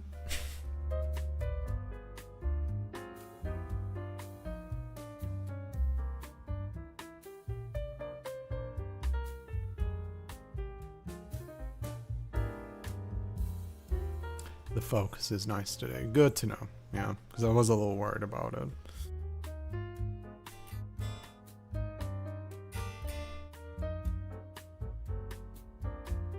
And to think I fell asleep only for a bit to join the conversation again. I mean, hey, I'm glad you were around so I could ask that question, because like I said, I was genuinely curious about the chips. I get frozen paratha from the local premier, life-changing. Yeah, paratha is incredible. Paratha, roti, naan bread as well, like garlic naan bread with like really buttery garlic naan. Ooh, so good. When we went to the UK, we went to this really nice Indian restaurant, and it was the first time like we'd been to an Indian restaurant in the UK, because Indian restaurants in the UK are way better than ones in the US, and way cheaper as well, because Indian restaurants in the US charge an arm and a leg for very small amounts of things. Yeah, no, sorry, just naan. I know that. It's kind of like saying chai tea. It's just chai. But yeah, with yeah, when we went to this restaurant in the UK, they did the thing where like they hook up the naan onto this like standing hook thing, this giant naan that looked like it was just like a stingray hanging there or something. Oh, beautiful. All the butter dripping from it, all the garlic that was on it, magnificent. And yeah, it was like it was something, it was a wonderful moment for my wife, witnessing something like that for the first time. And it was pretty damn cheap as well, like compared to an American one. We've gone so used to like American restaurant prices that when we saw that, it was like, for like 2 tikka masalas, some mango lassi, a couple of naans. They gave free papadoms as well, which I fucking love papadoms. I know they have like dozens of different names for papadoms, like papad, etc. But like all of that, it was like under £40, which is like insanely good value compared to the US. Have you had cheese? Yeah, cheese naan is incredible. I don't see it very often, but yeah, when I've had it, it's so damn good. Especially if it's like cheese and garlic. Oof. We have actually had cheese naan, dear. I don't know if you remember, but at the old place where we lived, there was that Indian restaurant and they sold it. There was that one time that we ordered it though, and they wrapped it in foil, and it melted too much on the foil, and it was like difficult to separate it all. It was, yeah. And I have fillings. I didn't want to bite into that and suddenly just... Ugh.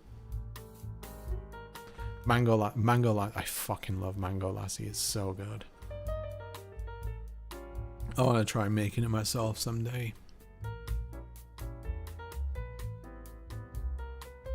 Paratha is very tricky to make, especially in American kitchen with smoke detectors.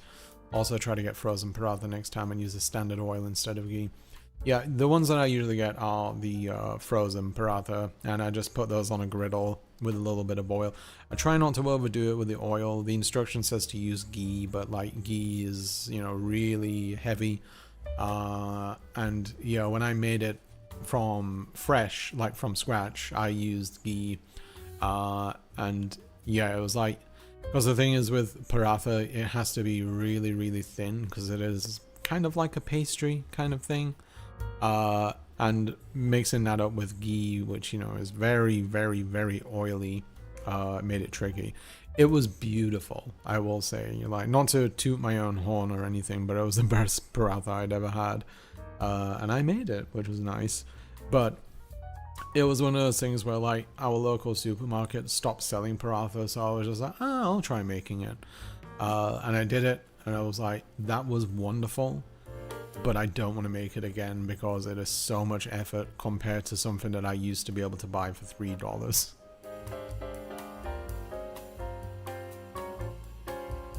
Okay, I need to get going at this point. If any longer, the traffic is going to get crazy before the grocery start. Thank you very much for being here, Low Waste.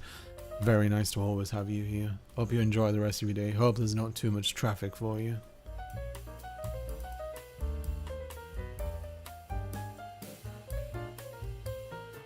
Ghee has a high smoke point. Yeah, it does, yeah. It wasn't too bad with the cooking part of it, I will say that. I started quite high, lower it down from there, but yeah.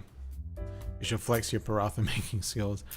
Maybe one day, yeah. I actually forgot to take a picture of it when I did it. I think actually my wife might have a picture. Cause yeah. It was one of those things where I was pretty proud making it. And I was kind of astonished that it sells so cheaply because of how much work goes into it. I need to try making roti at some point as well. Or at least buying it. It's been a while since I've had it.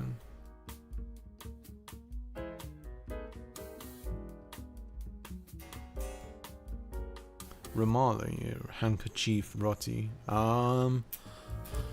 Is that like chapati? Because I really like chapati.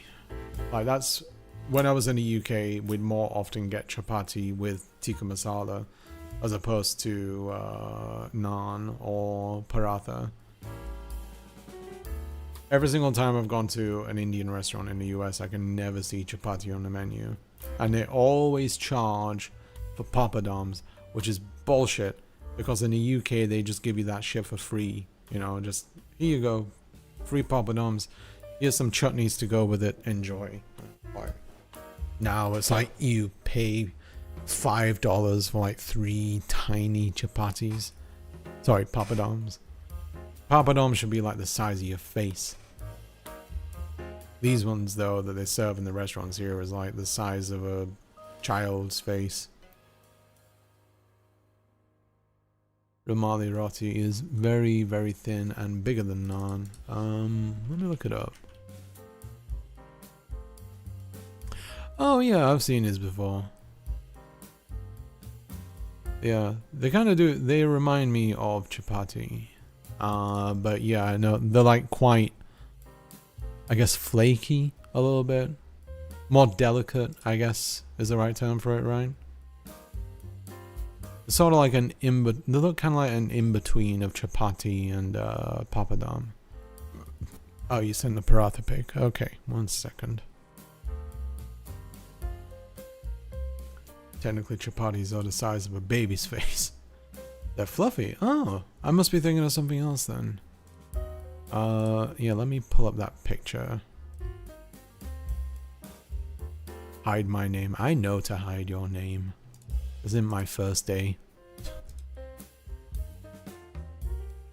My wife just said in the Discord message, make sure to hide my name.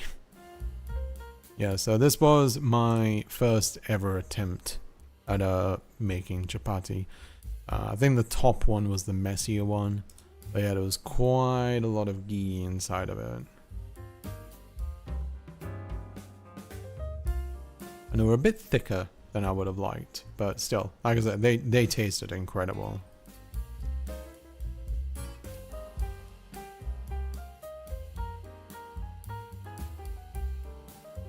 Like I said, first attempt. And during that first attempt, I may or may not have lost my patience a little bit. A lot of flaky rolling and stuff, yeah. Mung dal, is that where Mung from Chowder got his name? Good question.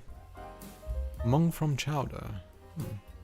I guess it could be, you know, mung beans are like a thing in the US as well.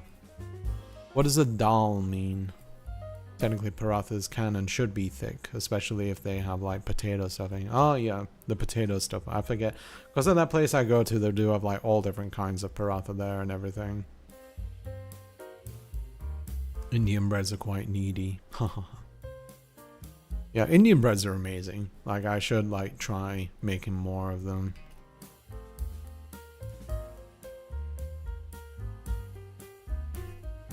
And yeah, what else? There's another thing that's potato stuff. There's another Indian bread that's potato stuff. What am I thinking of? It's not roti, is it? I think roti might have a potato stuffing thing. I have a recipe for gluten-free naan I've been wanting to make, but it's too hot. Oh, you mean too hot to make it? Yeah, give it a try. Like, you know, as I said, Indian breads, they're really damn good. Aloo ka paratha. Okay. Yeah, I was sure that I'd seen it at that store before, because they have loads of varieties there. And like, it's dirt cheap as well. Like, this really nice paratha. They had like a pack of 30 paratha. And it's like $7 for 30 of them. I was like, no fucking way I'm making paratha if like this is that good and is that cheap. Aloo culture. Okay.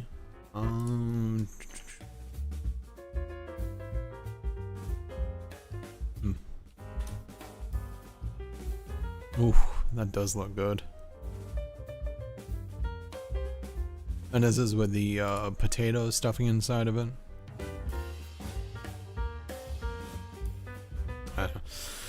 Next time I go to that place, I'm gonna have to investigate their breads a bit more.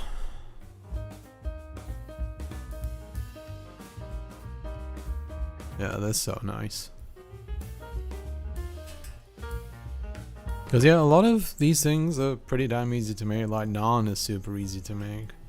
Aloo means potato. Oh, okay.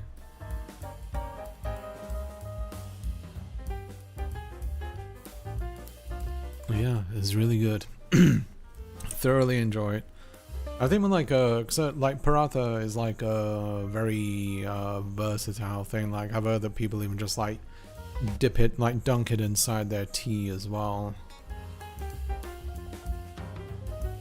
Culture is made with leavened all-purpose flour and milk. That's the difference. Okay, I see.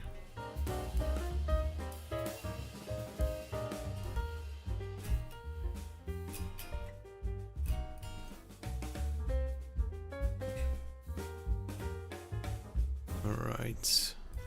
My voice is getting a bit rough. It might be time to wrap things up soon. In fact, what's time? 4:30. Okay. Oh yeah, so one thing I wanted to bring up, my next video might have a little bit more of a delay than usual. I think I mentioned it a while back, but I'm gonna record a video about like on Patreon for like what's been going on and everything, just to give some clarification about, you know, the state of things. Because yeah, there's been a bunch going on behind the scenes. Oh my god, like that. Yeah, I'm gonna record something soon enough. Probably upload it later on this week. Join in the stream. I'm sorry, Chaos Lab. Didn't happen last time, I think. So serendipitous or whatever you call it. I can't remember. But yeah, sorry about that. I generally can't stream for too long just because I end up getting too hungry and my voice gets raw. But yeah, it was nice to talk about the Indian foods and whatnot. It was good to get insight onto the Indian chips. But yeah, I will hopefully be back next week. I may or may not. I will let you know in the Discord in advance. Of course, if you're not in the Discord, feel free to join it. And yeah, otherwise, oh yeah, next video, I'm thinking of doing something about why fine dining is bullshit. Based around two pieces of media. The bear and the menu. Should be a different one, a little bit different, I think, because I'm not a fan of fine dining. I've never really had it, but it should be an interesting subject because it talks about like class and gentrification and you know, just the over glamorization of one of the fundamentals of human life, albeit, you know, i.e. food, and turning it into a very high class thing, even though it's something that should exist for nourishment and joy and shouldn't be like gated off to the masses, etc, etc. But yeah, I'm still working on it, still sort of at that research stage, building the foundations, etc. So we'll see how that goes. I've been watching The Bear recently. I have my grievances with that show, so yeah, I figured I might make something on it. But yeah, like I said, I'll let you know what's happening. Oh yeah, I forgot the music. I'll keep you apprised of what's happening when it happens, and I hope you enjoy the rest of your week. do something good for yourself, do something good for other people. Try to stay cool within this horribly hot weather. And yeah, take care. Thank you very much for joining me this week. Thank you to those of you who became members, and thank you very much for donations. All very much welcome, and I'm very grateful for it. And I'm very grateful for your support, regardless of how you offer it. But I will see you next time. Take care, and enjoy the rest of your week. Farewell.